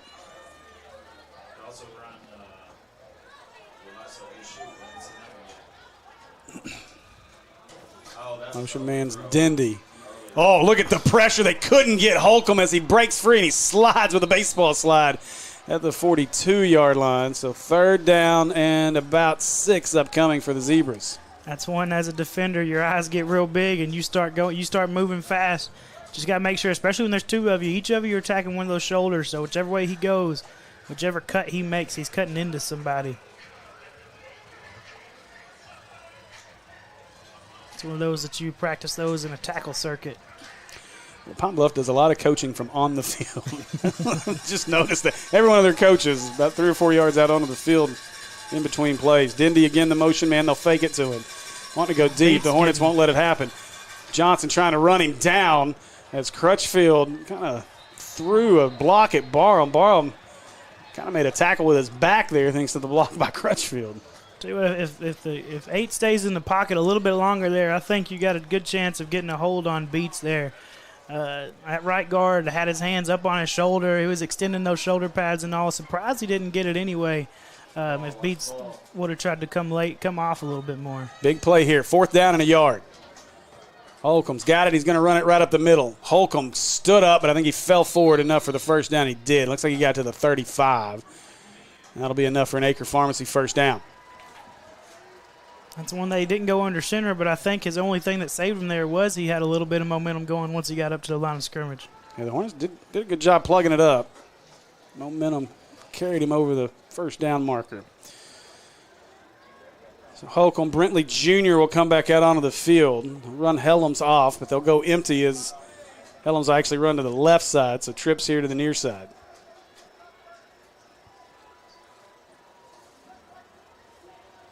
Oh, pressure immediately, but they find Helms out on the left side. Helms across the 20, out of bounds at about the 18-yard line. That'll be another Acre Pharmacy first down for the Zebras. I'll be interested to see that replay, and Helms looks like he just kind of got lost off of that pressure.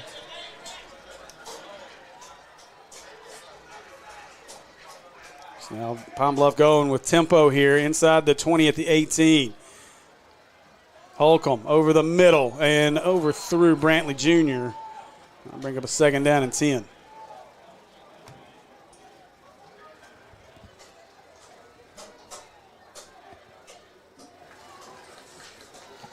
Just going to slow them down a little bit. That's good defensively, right? They start moving fast on you. Whatever you can do to get them to kind of take their time, let you gather yourself again. It's pretty big.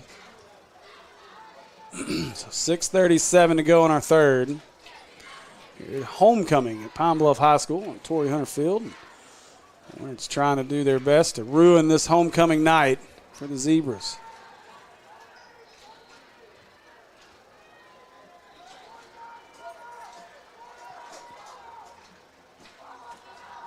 Now Holcomb's got it. Looking left all the way. Pressure was coming. Nice catch over the middle. Inside the 5, down to the 3, maybe 2-yard line. Who was that on the catch? Crutchfield. Was it Crutchfield? Okay. So Crutchfield. It's down to the 2. It'll be 1st and goal for the Zebras. Worsham comes off the field to get a breather.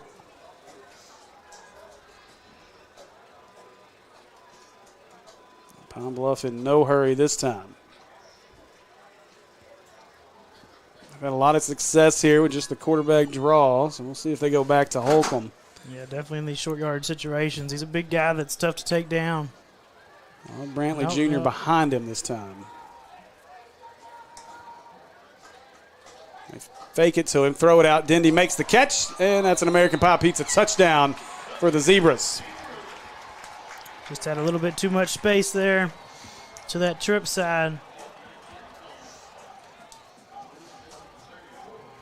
Just don't have, whenever you're that close to the end zone, don't have time to get out there.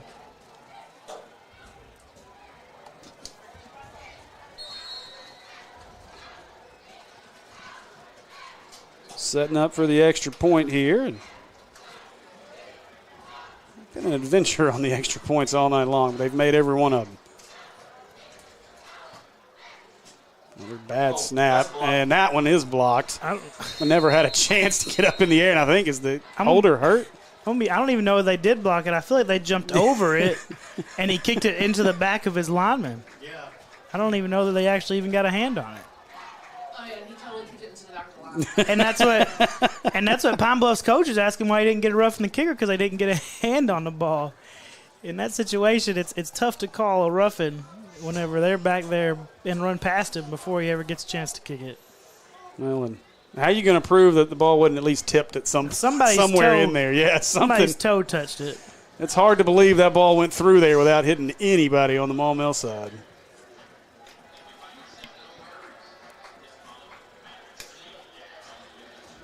Ooh, just got a whiff of food. Mm-hmm.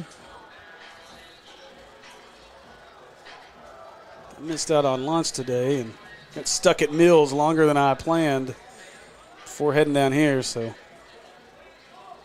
I am ready for some food. And then one of our two guys come through that block. He jumped and he landed on the holder. Oh, man. I think that might have been what Pine Bluff's coach was worried about. The kickoff back deep. Looks like Newell's going to catch it at the 21-yard line. Newell across the 25, across the 30. Newell trying to break it across the 45, cuts back across the field. He's met at the 46 and taken down there, and that's where the Hornet offense will take the field. Hey, well, really get some good space there. Started to cut back. That time he would have had to cut back about 4 different times. He had so many Zebras coming after him. When he initially turned this way, I could see all of them. I was like, oh, he's going to have room, and that room ended. That room closed down quickly. But again, got good field position. Just, not need to make sure you can make something happen, do something with it this time.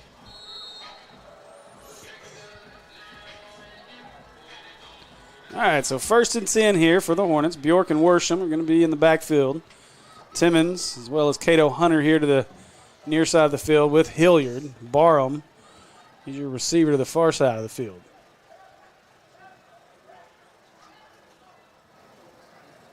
It's Timmons, your motion man. And we got whistles. PI roofing penalties going to stop play here.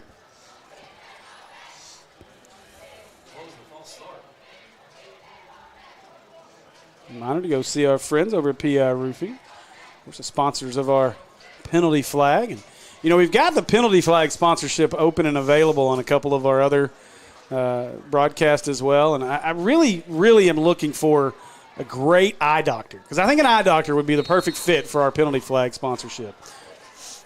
Yeah, no doubt. Timmons again, your motion man. And Bjork will take it out of the belly of Worsham, trying to get to the corner.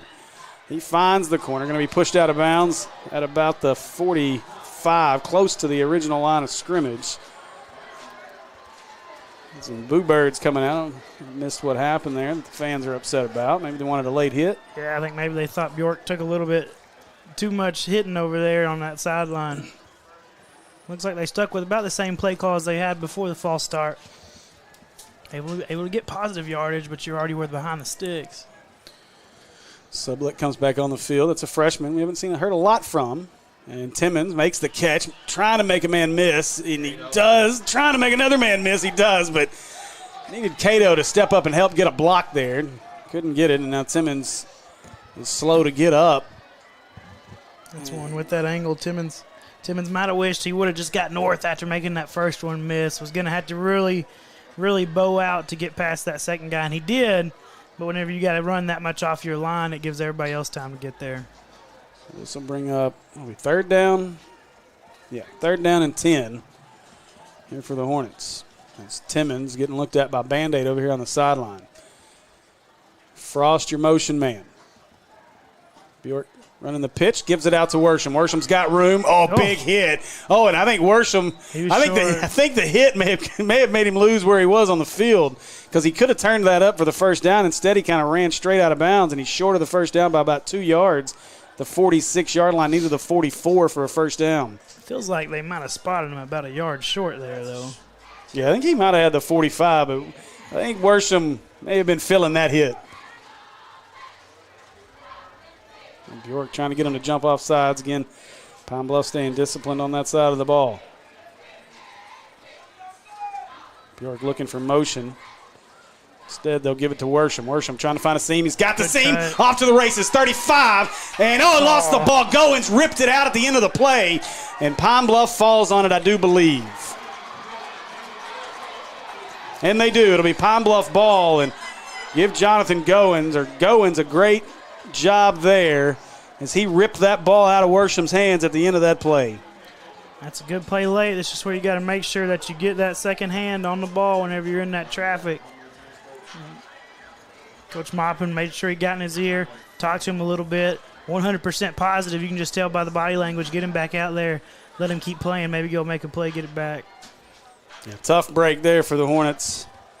So it'll be Pine Bluff ball at the 23-yard line with 3:59 to go here in the third. And Pine Bluff, they've been ripping at that ball a lot. We've been nervous a couple times with Bjork whenever they're doing it. They finally got one.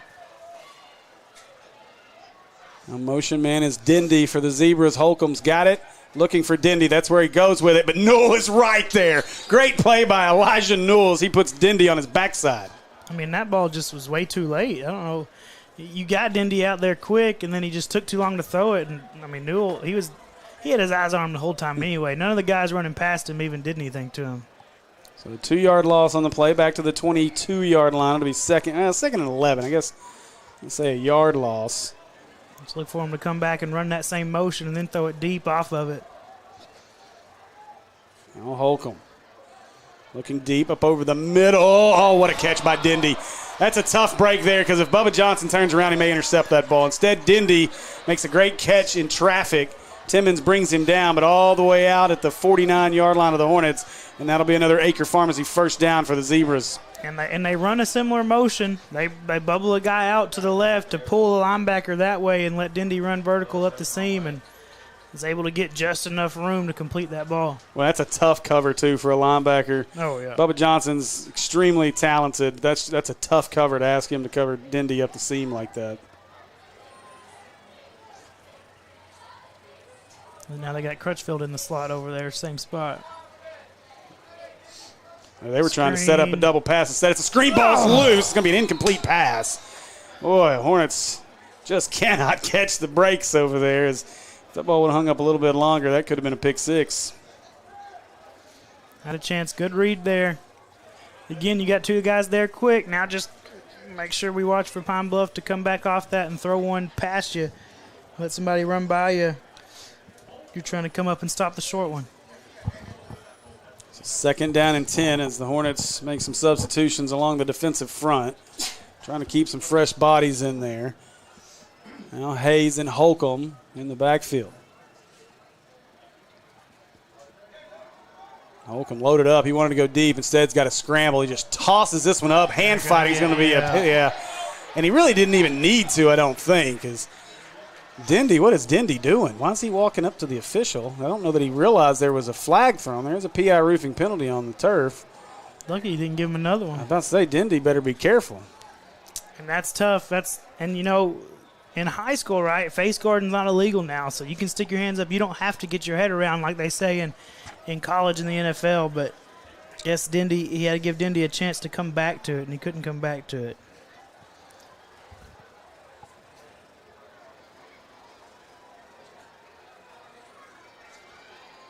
So looking for the penalty announcement here. I've lost our white hat. There he is in the middle. Him up. Well, he probably already made it. Yeah, out to the 34-yard line. So it'll be 1st and 10 there for the Zebras.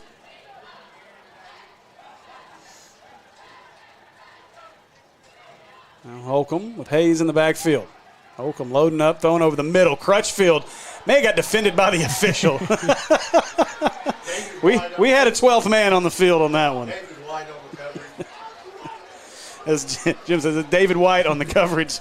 I mean, the zebra was covering the zebra there. You know what? A lot of those times offenses will use that ref as a pick guy, right, to get the defender out of the way, but he helped the defense out on that one. Yeah, he was the closest defender because if Courtney catches that, there wasn't anybody near him. So 2nd and 10 as Hayes comes off the field. Brentley Jr. will come back in at running back. Hey, we'll take a 12th defender anytime we can get it. Now Pine Bluff looks confused as they're moving people all over the field. Dindy moves over here to the near side of the field. They'll leave Crutchfield all alone with Barham.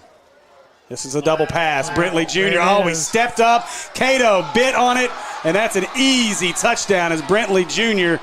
throws it deep to Kendall Burton for the 6. Unfortunately, right, that's what we've been talking about, them setting them up. We've come down quick on those bubbles, and they saw it too, so they're going to throw it to him and let us come down, bite on it, and then just throw it over the top.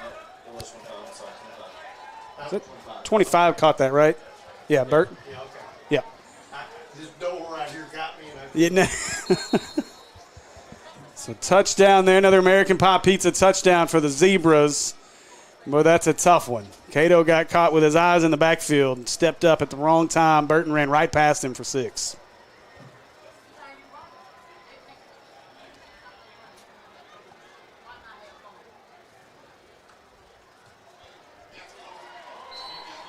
This extra point is up, and it is good. And with 2:44 to go in the third, Pine Bluff is pulling away. Score now 41-13 Zebras.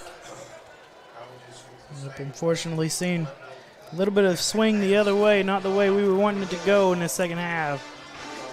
Still got a whole quarter left to play and then some. Yeah, at this point you got to be careful, though, because you're starting to get close to that sportsmanship rule, and can't get the clock to stop after that. So got to score here. This is a imperative drive if you're going to stay in this ball game.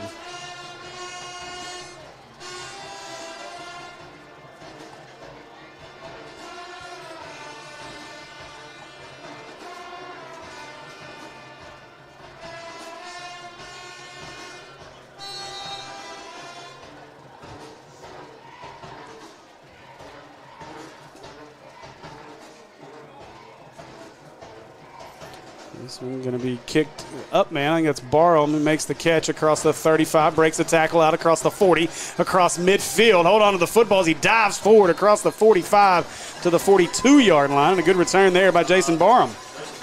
Best return. Now you're on the positive side. I couldn't tell if that was a flag. I guess they used the orange tee, so it was a tee that was on the ground, not a flag. I heard Jim say flag down there. I was like, no. So you got good field position, plus side of the field. Hopefully you can get some points here and get the threat of the sportsmanship rule off the table for now. Get you back into it a little bit.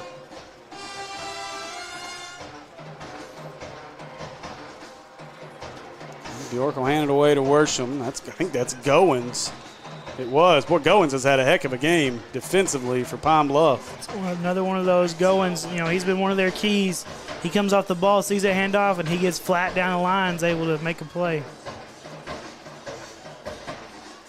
So it'll be 2nd down and 9 here.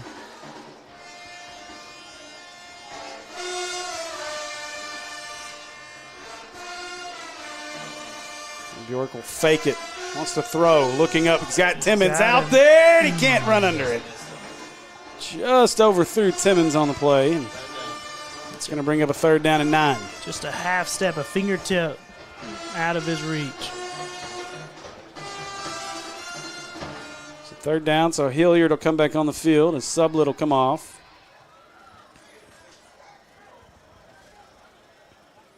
And this is a tough situation. Obviously, you've been able to do well in the running game, but now down 41-13. You can't abandon the run, but you're going to have to start getting things clicking in the passing game. Yeah, can't abandon it, but you can't rely on it as much as you'd like to. Hilliard's your motion man. False start. I think it was your right guard, maybe your left guard, one of those guys right there in the middle. Or a snap infraction maybe even. PI roofing penalty will back it up 5, so instead of 3rd and 9, it'll be 3rd and 14.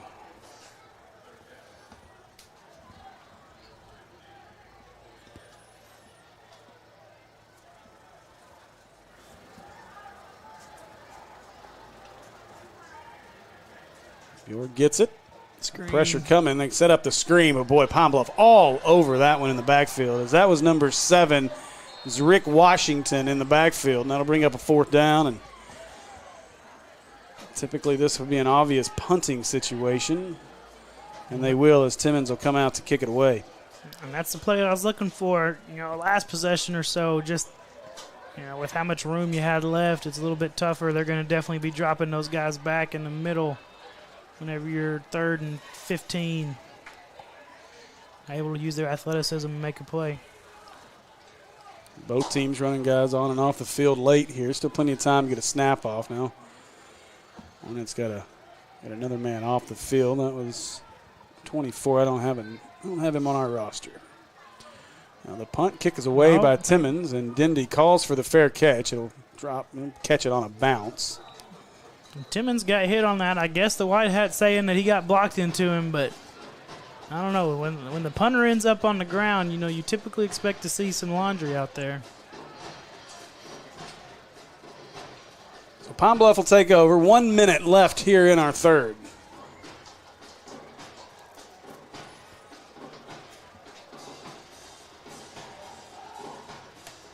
Score here by Pine Bluff if they get in the end zone here and convert the extra point. It'll be the sportsmanship rule will be in effect. It wasn't much of a push into the punter there. I mean, he may have touched him, but I think he'd landed on the punter one way or the other. Could have seen a flag on that one, I think.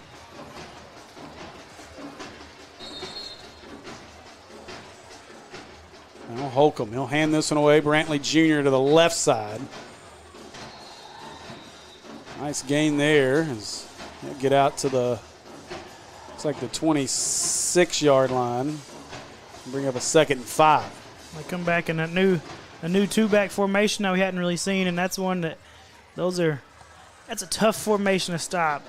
You got both those guys back there, so you got the lead backer, but you got the lead blocker, but you don't know which way they're going. They can go either way. Got 2 guys that are back there that can hurt you. Who's the other one back there with Brantley? They'll go to Brantley again. No, Holcomb kept it up the middle and a great play.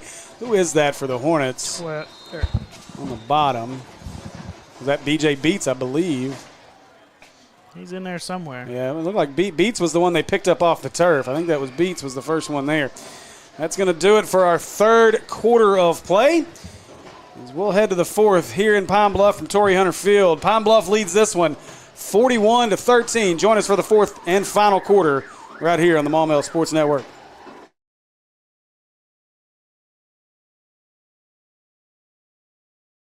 Hello? Hello, roofers are us. Hello, your ad says same-day leak repair. I called yesterday and nobody has been out. That was a typo in the ad. It was supposed to say someday roof repair. Who you think we are? PI Roofing? If you have a leaky roof, you need it fixed right away. Call your roof leak detectives at PI Roofing and get the leak stopped right away. We're ready at a moment's notice all year long. Call 501-687-6246 for same-day roof repair from PI Roofing.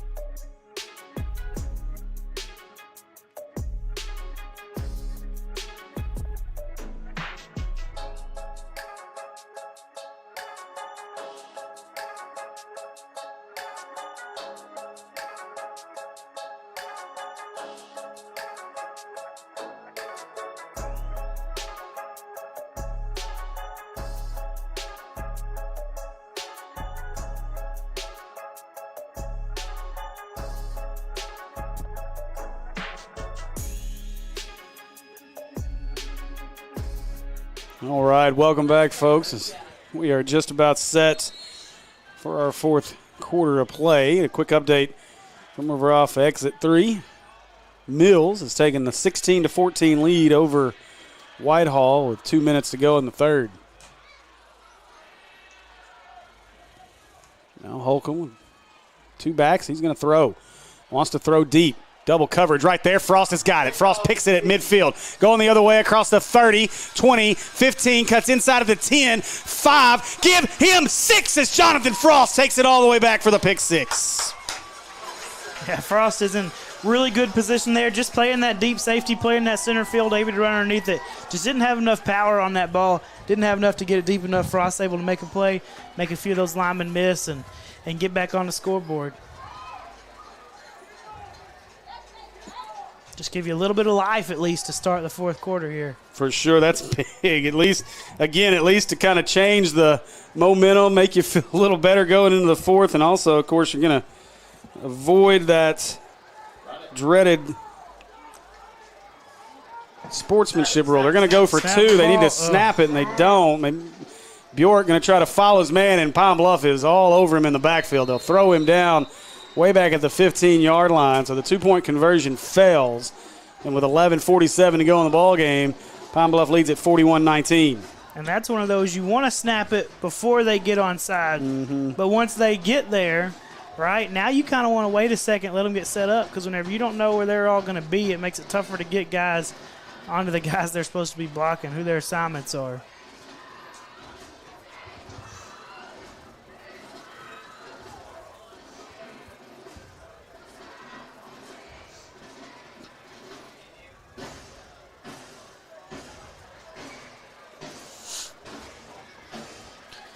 So as we get set for our Ackles kickoff, let's see if the Hornet defense can respond again.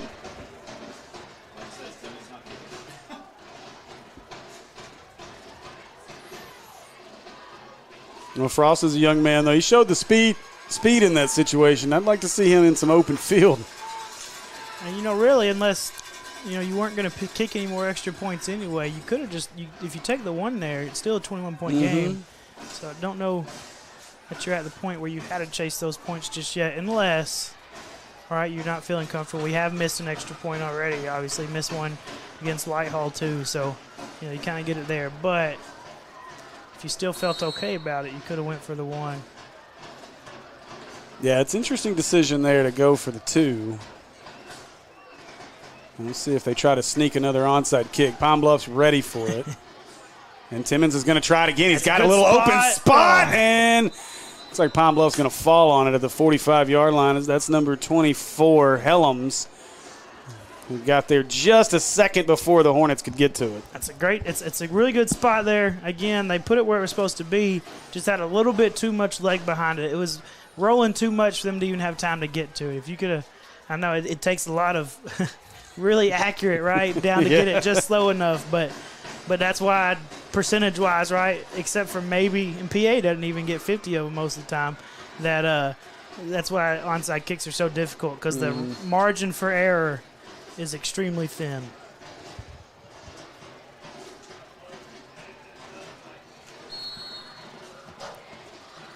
So the Zebras back out on the field. Holcomb at quarterback. He'll have Brantley Jr.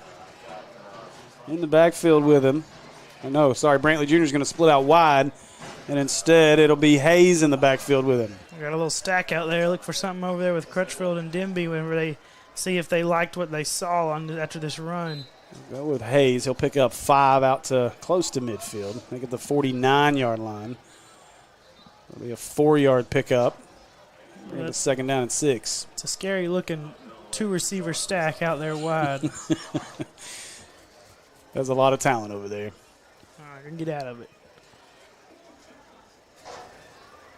Hey, give Barham and Hunter credit, though. They've done a good job on Crutchfield tonight. Definitely hadn't called his name as much as you expect to every Friday. That's a false start. Now, Forte was there, couldn't get him. Hayes breaks a tackle at the 44, breaks another tackle. Off to the races. Mason finally runs him down at around the 11, maybe 12-yard line. That's a big gain there for the Zebras. I mean, I don't know why that doesn't get called. Crutchfield's taking a step up as the ball's getting snapped right there. He's not even set. Our officials missed that one. So 10:54. Clock is stopped. Guess you can only assume the ref told him he needed to scoot up, so he gave him some leeway. But then if that's the case, then he wasn't set yet, so it should have still been an illegal formation. Holcomb fakes it, looking over the middle, high on the pass. Incomplete. He was looking for Dindy.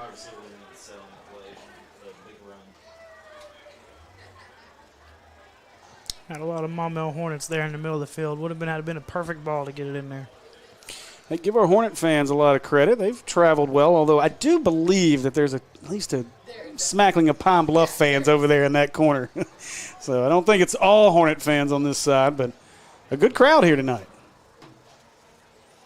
And if you count the folks that didn't pay to get in, they got a really good crowd here tonight. They got almost as many over there as they do in the stands.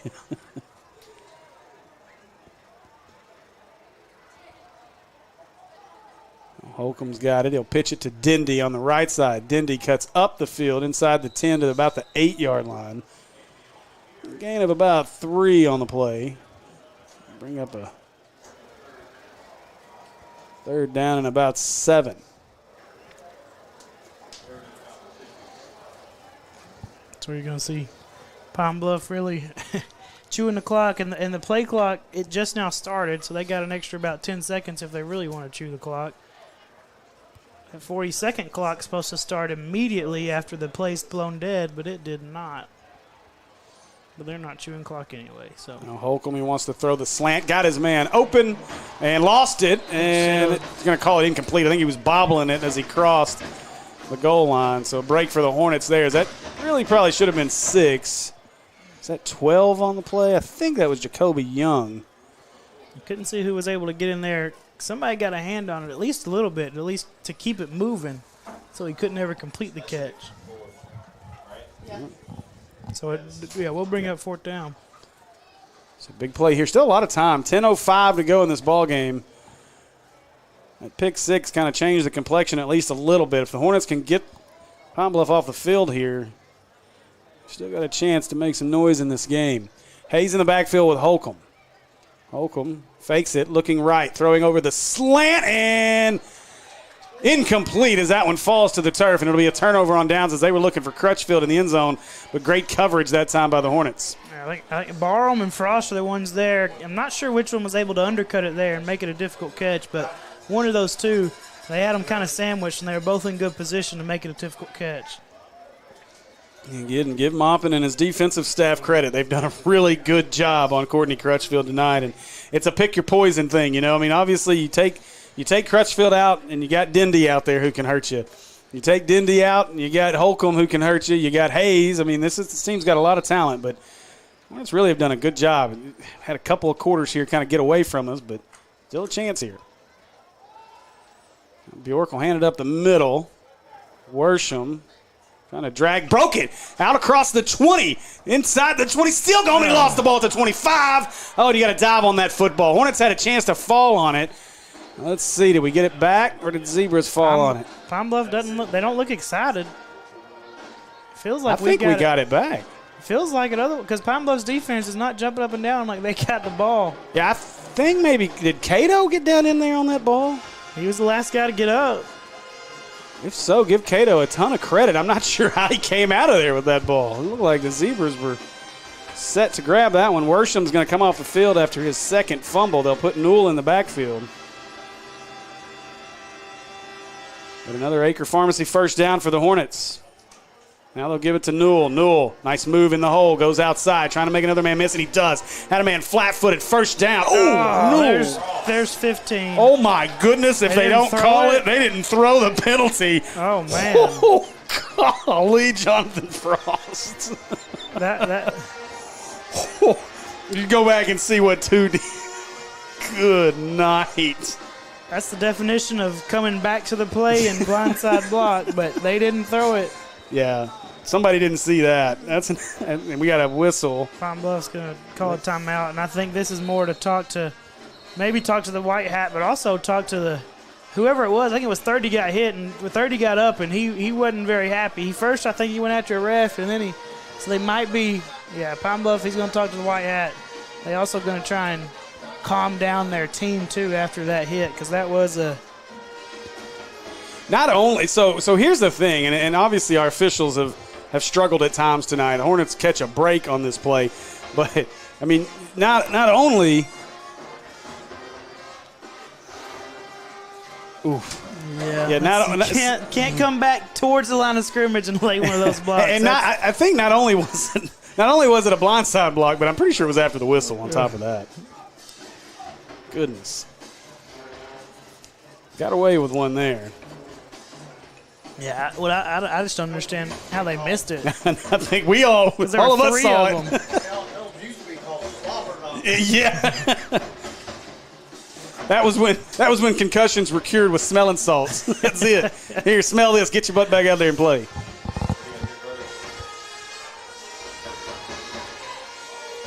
So 9:29 to go here in the fourth. Clock is stopped after the timeout by Pine Bluff. It'll be 1st and 10 here for the Hornets after the Acre Pharmacy first down run by Elijah Newell. They're going to fake it to Newell this time. Oh, he's got him. Timmons is behind the defense. Makes the catch at the 30. Inside the 20, 15, 10, 5, 4, 3, 2, 1. Give him 6 as Alan Timmons scores from 57 yards out from Andrew Bjork. Bjork's finally able to get that one off. He had guys in his face again. He stood in there. He wasn't worried to get hit, and he let it go. Put enough air underneath it. Timmons able to outrun everybody to the pylon.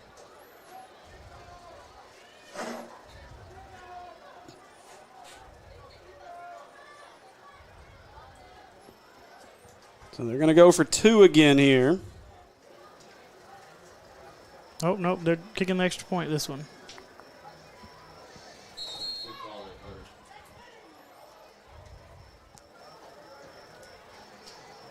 Now they're going to run a lineman on late. Let's see if they still get the kickoff. Got 10 seconds. There's the snap. Kick is up, line drive, and no good as he missed it wide right. Unfortunately, that kind of answers our question from last time, right? Yeah. And again, everything was rushed on that play. You had a guy come on late, had to get the snap off quickly.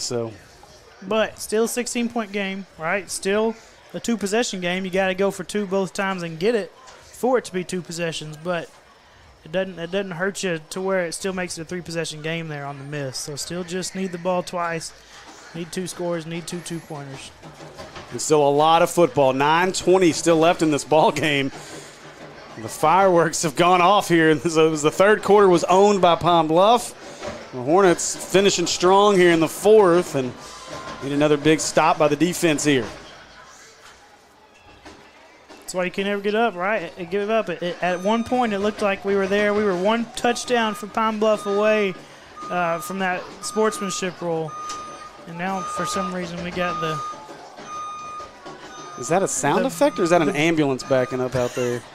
Okay, I think that was an actual ambulance or fire truck. I thought it was coming over the speaker. I did too. I was like, there wasn't a penalty. What are we doing the beeping backup sounds for? So this time Pine Bluff going to bring their hands team. They got everybody up around midfield ready for this one. Boy, could you dump one over there at about the 35-yard line? On the far side, if you can get it. There you go. Now they fixed it a little bit. Absolutely. That's just so far to get it. They would have, you would expect them to have time. If you can drop it on the 0 of the 30. That's where they're going to do. They're going to kick it over there, at least keep them from returning it. It's going to be picked up. It's Brantley Jr. all the way back at the 15. Brantley pitched it to Crutchfield. He'll not be pushed out of bounds at the 31-yard line. And that's where Pine Bluff will start this drive with 9:08 to go.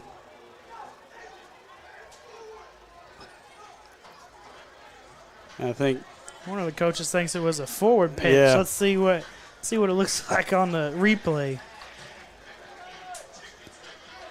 He's convinced it was forward. Yeah, he is.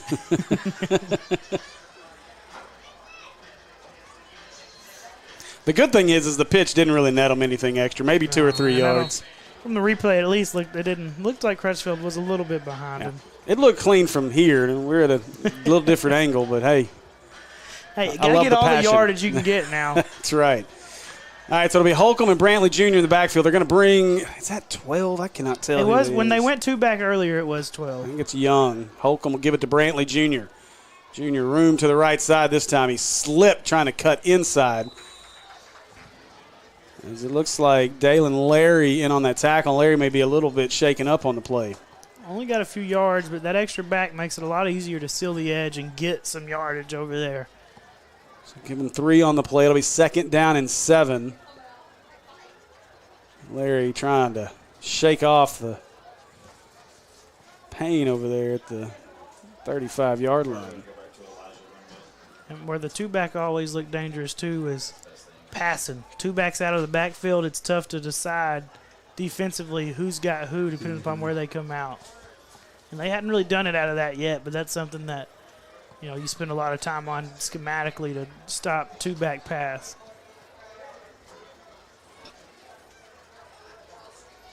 Now up the middle, and now Holcomb kept it as he ripped it out of the belly of the running back, Timmons. Good job to go for the ankles and trip up Holcomb across the 40. It'll be really close, though, to an Acre Pharmacy first down, and it is an Acre Pharmacy first down for the Zebras. And Holcomb's banged up. He's asking to come out of the game as he took a helmet. To the ankle. Yeah, Timmons' helmet got him right in the ankle, so they're going to replace him with a running back. But they've had success in this little Wildcat that they're going back to with 4 as the quarterback. Well, Holcomb. But now that you expect it, it's a little bit different. And so 1st and 10 here.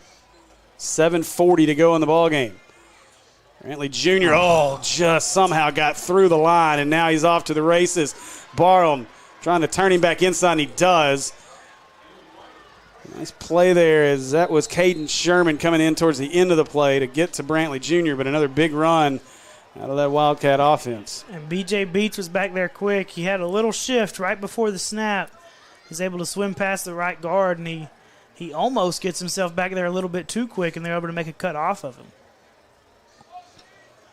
All the guard has to do is just widen him enough where they've got a seam up the middle.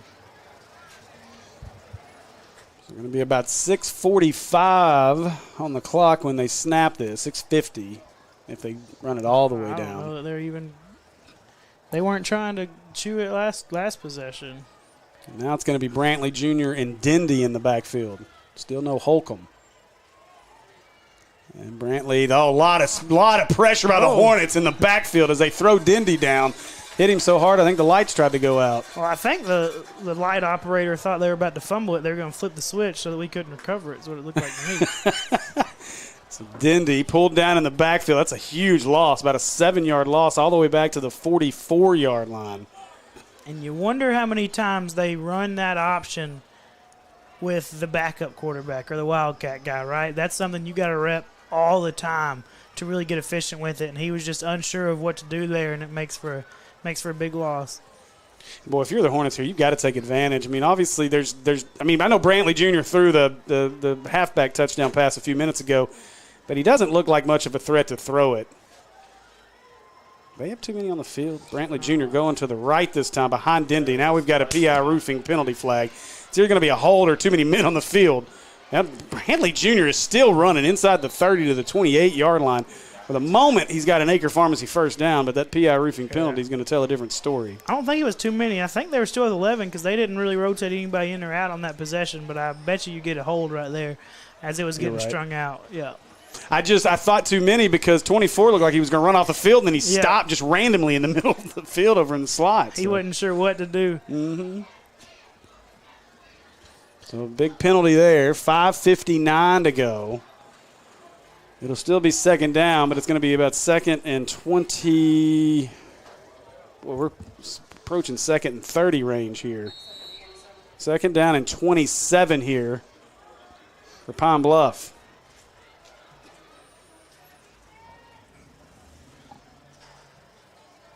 We'll see if they get Holcomb back on the field. I think, is that Holcomb now coming back out? No, that's Crutchfield.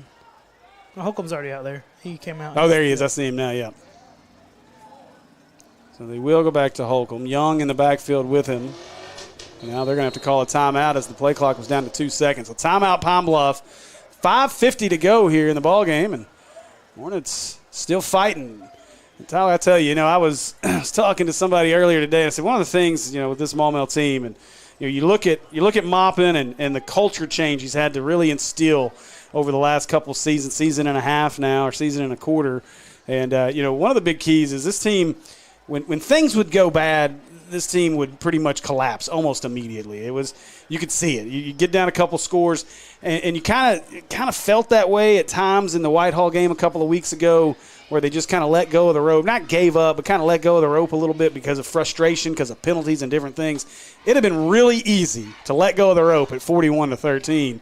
And instead, this team has really battled.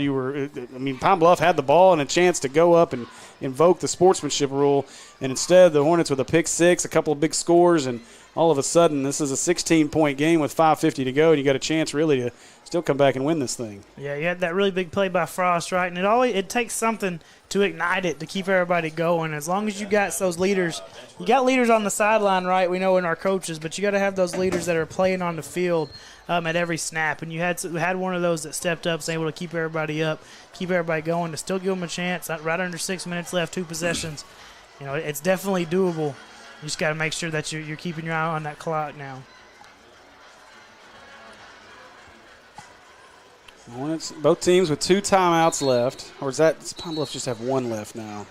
I think that might have been one of the questions that Coach Maupin had in that timeout, was he talked to a couple refs to see how many each had left. Wow. It's like 9-11 left in the game.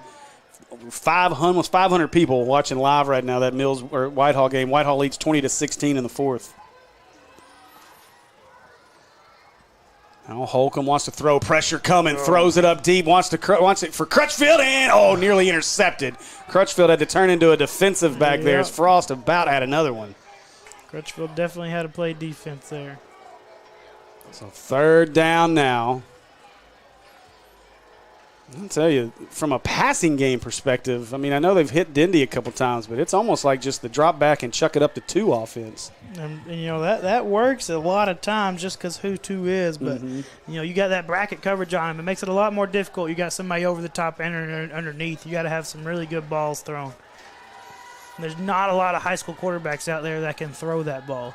And if they can, they're on every college's radar. Yeah. Could you imagine Courtney Crutchfield in like a Mills offense with Achilles Ringo throwing it up there to him with the big play that they have? That'd have been something. All right, so 3rd down and 27 here with 3:43 to go. And one say they just do get it off. Pressure coming again. They're right there on him. And Caden Sherman's got the sack inside the 40-yard line. Huge play there by the Hornets. And with 5:30 to go in the ballgame, clock running, Pine Bluff's going to have to punt this one away. The Hornets are going to be pretty decent field position here, assuming this punt doesn't get a huge roll. Yeah, fourth and forever, and that's a big field position sack right there, too. You get an extra 8-10 yards there that they've got to punt the ball. Man, I love what this defense is doing right now. They're not holding back. They're bringing all the pressure and really making Holcomb uncomfortable. They've done it all night long. And I love that all game they've come out and they've shown that they're not scared of Crutchfield. We all know who Crutchfield is. We all know where he's going. That's a good kick. He's got room. Frost, though, bobbled it, picks it up at the 35, cuts back to his left, makes a man miss across the 40, 45-yard line. And he'll be taken down at the 46-yard line, and that's where the Hornets will start this drive. And, we had the chance of the pick earlier. I think our field position is better than we would have had the pick now. We would have had about another minute on the clock had we picked it off. But field possession-wise, it was a little positive. See if they can sneak Timmons out again. They haven't had a lot of guys running open tonight, but they designed a good one on the touchdown to Timmons earlier from about this same spot on the field.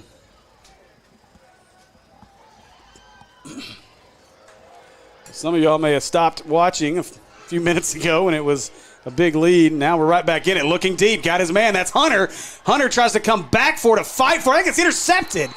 What a play, and it is picked off. That is an incredible interception. That's number 30, Kayvon Stringer. That's his second pick of the game, and what a play by Stringer to pull that one away from Cato Hunter. That's one of those where Cato tried to go over the back of the defender, right, and try and catch it behind him, and he's able to keep it up long enough for the safety to come over and get it. That's also one that sometimes you'll see them throw that PI with Cato trying to fight back and not being able to get there, but obviously didn't get it on that one. Well, a tough break there. I'm mopping frustrated as he's in conversation with the official, and so we'll see if the defense can stand up one more time here. Only 2 timeouts, though, with 4:37 to go in the ball game. Yeah, Moppin wanted them to throw the flag on that one. Cato didn't have a chance as he was getting pushed away from where the ball was going to end up.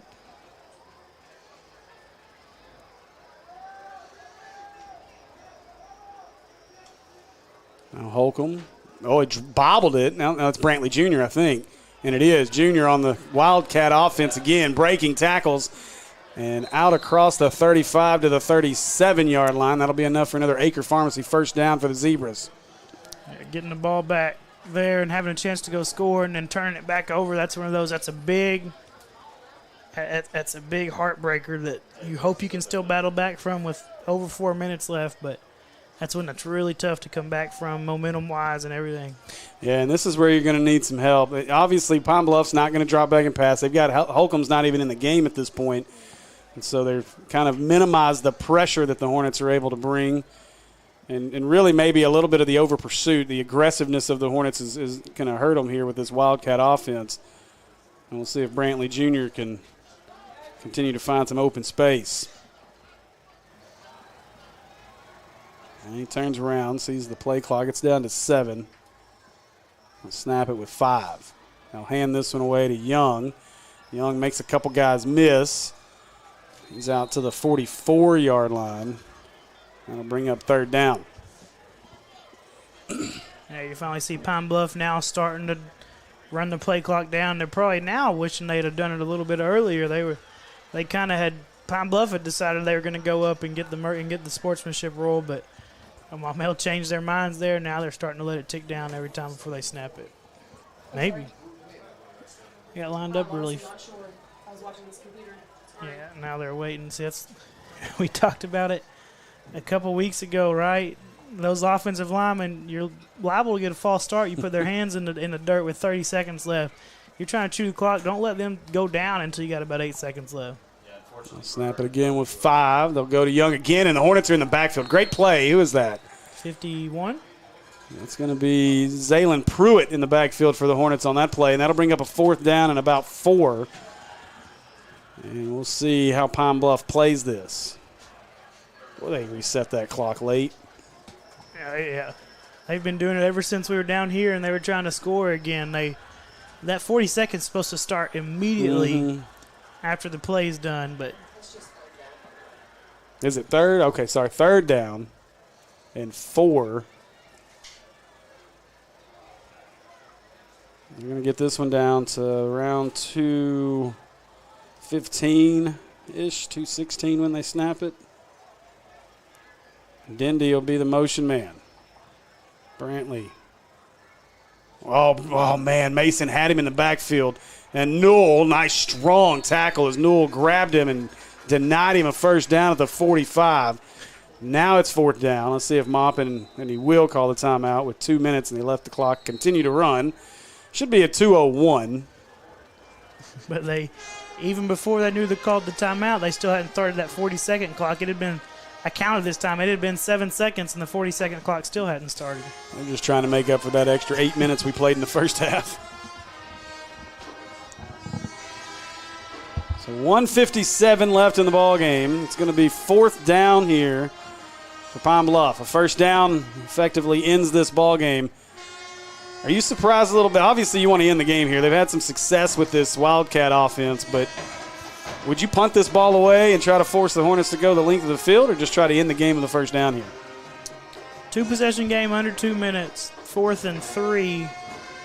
With how well they ran the ball, at least here of late in the Wildcat, just run it. See if you can't put it on ice right now. Key here, if the Hornets can get a stop, you're going to have great field position. We've seen them strike fast, so see if the defense can get in there and make a big play here and get the ball back for your offense. Looks like they are punting, though. They got a bunch of low numbers out here on the line. Yeah, they got 53 in there to kick it, so they'll drop Frost back to return. Obviously keep an eye out for a fake.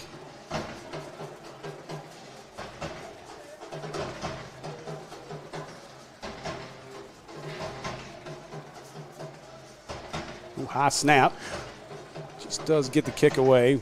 End over end kick. Frost points it out. Going to let it roll. It hits. Oh, it touched him. Yeah, you could just go grab that. I'll tell you what, a rule a lot of people don't know. If that touches the Pine Bluff player, Frost should have went and tried to get it, because no matter what happens at right there, it's a dead ball even if he muffs it at that one. That's one where not a lot of people talk about it. But if it touches the kicking team, it's dead there. So the return team can do whatever they want to try and go score.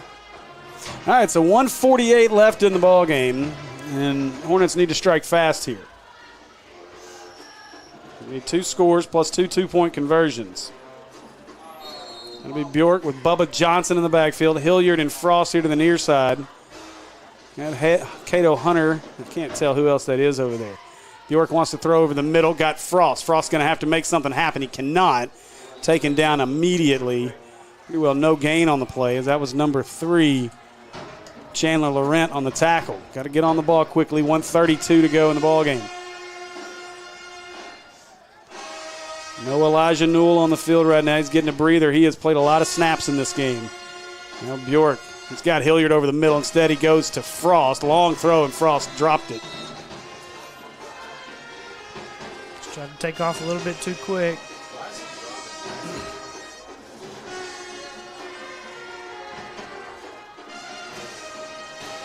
So it'll be 3rd down and about 9 here for your Hornets.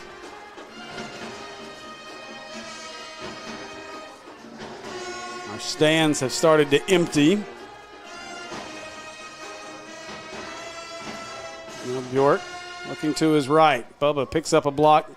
Now he just launches this one up there. Fight for it. Picked off. This one's intercepted, and now Pine Bluff bringing it back the other way.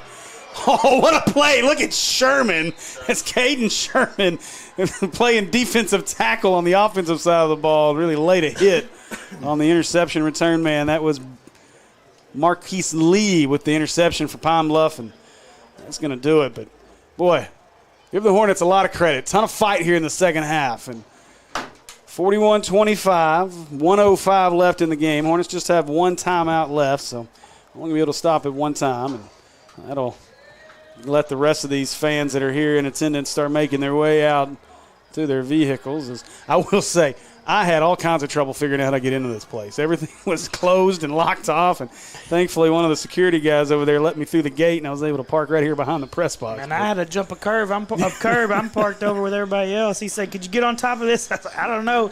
Car's pretty low to the ground. I can try." Oh, wow, 5:50 to go out on Dixon Street. Whitehall, 27, Mills, 16. You know, there was some talk about who was going to be the 4 seed. Whitehall may be chasing a 2 or a 3 seed at this point. Well, they looked good whenever we played. I'm surprised they're not just taking a knee here. We'll run this one up the middle, trying to drag the pile forward.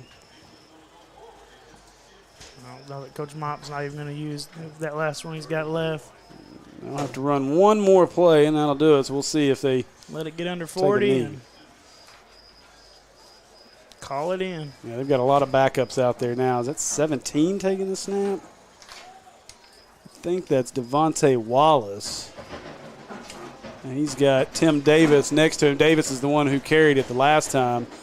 Now the Hornets are going to do the same thing as they're going to get some substitutions on the field as well as Frost comes off. And one last snap here. We'll get it, hand it away up the middle. And stumbles down at the 20-yard line. It'll stop the clock momentarily as they move the chains for the Acre Pharmacy first down. That'll do it. So Pine Bluff will improve to 3-0 in 5A Central Conference play. The Hornets will fall to 0-2 with a 41-25 setback here to the Pine Bluff Zebras. We're going to take a quick break, and we'll come back with your quick post-game show right here on the Maumelle Sports Network. Akel's Flooring and Cabinets. We're pulling out all of the stops for the whole enchilada sale. Take advantage of store-wide savings. Carpet, Tile, Cabinets, and more. free installation and padding on all carpets. No interest for 18 months on flooring or cabinets. Sales tax paid. At Akel's Flooring and Cabinets, we make it beautiful For less.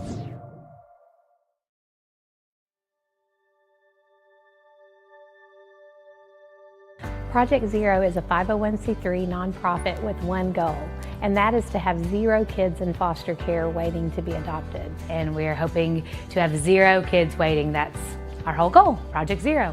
It means no kid is forgotten, and there are people always fighting for kids to find their forever family, no matter how old they are.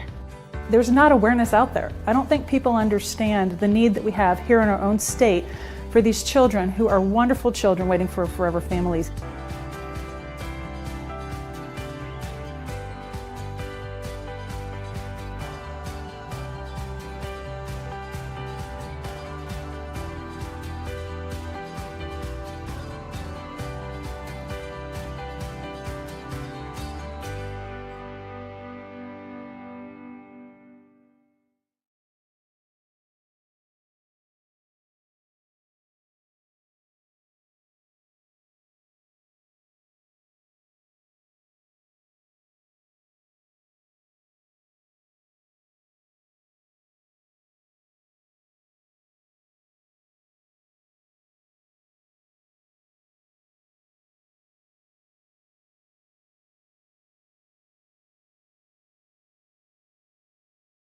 All right, welcome back, folks, as we wrap things up here from Torrey Hunter Field on the campus of Pine Bluff High School. And I want to say a huge thanks to everybody for joining us tonight. Let's give you a quick score rundown from some of the other games around the state. We'll start in the PCSSD Sports Network. Robinson defeats Watson Chapel 35-7. West Memphis defeats Sylvan Hills 44-7. Yeah, 44-7. And then over on Dixon, it is 27-24. Mills has scored. So once you're tired of listening to me talk here in a couple of minutes, jump over there to the Mills Sports Network and join the 500 or 600 people that are watching the game over there, as that's going to come down to the end just like it did last season. So a couple of other scores here from around the state, and then we'll give you our final thoughts from this one. North Little Rock leads Central 27-0. That's a second quarter update, so surely that game's about over by now. Let's see, looking for some other 5A scores. In 6A, Catholic up on Searcy 24-0. Marion over Greene County Tech 30-0. Let's see. 5A played Batesville, led Nettleton 17-14 at halftime. Texarkana leads Magnolia 28-0. That game's late. Let's see. That's shocker that we were just talking about. Little Rock Hall, at least at halftime. I don't know what the update is on that game. But at halftime, Hall led that game 20-16. That would be a pretty shocking score if that's how that game finishes out. So, Tyler, a few of your final thoughts here from this ball game. I mean, we saw it. Third quarter, obviously, right? That's the big one. That's where we really lost it, and we tried to claw back into it in the fourth. But third quarter was big. We really did well in the trenches, right? Like to see that. Hopefully you can continue that throughout the rest of the year because we played a really good team. So it looks better, at least for the fight for that 4 seed for sure after dropping the first 2 in conference. And then just, last thing is turnovers. You just got to make sure you protect the ball. I know a couple of them late were off of deep passes that, you were just kind of throwing up some prayers, but you still had too many turnovers. I don't know how many it ended up being, but, it was at least 6, right? Mm-hmm. And that's never a number. It's a big number that you can't have in that column. Yeah, we'll get the stats from the great Jim Ashley here in just a few minutes. I'm going to go over the standings in the 5A right now. These are not updated yet with tonight's results. Mills came into the night at 2-0, 4-0 overall. They trail by 3 currently to Whitehall over on the Mills Sports Network. Robinson improves to 3-0 in conference play, 4-1 overall as they get the victory tonight over Watson Chapel. Pine Bluff currently, they'll advance to 3-0 in conference play, 4-1 overall on the season as well. Whitehall looking to try to stay undefeated as well. So the top 4 seeds right now currently would be Mills, Robinson, Pine Bluff, and Whitehall, all undefeated in conference play. Morrilton at 2-1 coming into the evening. I've not seen a score from what they did tonight. I know they played BB, so would expect that Morrilton probably handled business in that one. And the final, Morrilton 35-9. So Morrilton, I believe, improves to 3-1 in conference play. Our Hornets fall to 0-2. BB 0-3. Valonia, I've not seen an update there, but Valonia, I'm not sure if they played tonight, but Valonia is 0-2 in conference play, and then Watson Chapel falls to 0-4, 0-6 on the early season. So let's see. Actually, that might be updated at 0-3. And Jim says he sent me those stats, so we'll go over those real quick. Find those. My phone's going to work real slow since it's our internet as well. Still waiting on it to update. There we go. So some final stats from this one here. And maybe not. Still downloading. But yeah, so to your point, Tyler, obviously, the first quarter, Hornets came out strong. Scored first, went up 7-0, recovered the onside kick. Then you have the pick 6 there by Pine Bluff, kind of changed the momentum a little bit in that first. In the first quarter, though, you're feeling pretty good. I mean, it's a 7-7 game. This is a game that nobody around the state gave Maumelle too much of a chance to win or to really be in at the end of the game. And then in the second quarter, we played on a short field. The Hornets had a couple of turnovers that really hurt us. Defense stood tall a couple of times and did well in the second, but really lost the field position battle in the second quarter and really hurt us. And then, like you said, in the third quarter, Pine Bluff really just had a huge third quarter, came out really strong in the third, but give the Hornets a ton of credit. What I'm going to take away from this ball game, kind of my final thoughts from this one, is I love to see this team fight. This is you're still seeing Coach Maupin really instill that culture into this program that we didn't see previous to him coming. This is a squad that any other year over the last 3 or 4 years since I've been covering Maumelle, this would have been a mercy rule game. Pine Bluff probably would have scored a couple more touchdowns and really just ran away with this thing. So give Maupin and his staff a ton of credit. They've got some things to correct, a young team that they've got to continue to work with, but he's obviously got a lot to work with as they continue on through 5A Central play this year. Yep, 100%. And that's the biggest thing you got to get first. You got to get that culture down pat before you can do anything else and be successful on a large scale. So it's good to see that coming. And as that comes, then the rest will come too. So total stats for this one, total yards net for the Hornets, 257 yards rushing, 195 for Pine Bluff. Pine Bluff ends the game with 284 yards passing and 118 on the ground. So total yardage in the game, 479 for Pine Bluff, 375 for the Hornets. Individual stats, Jaden Worsham, what a game. He's going to be our player of the game tonight.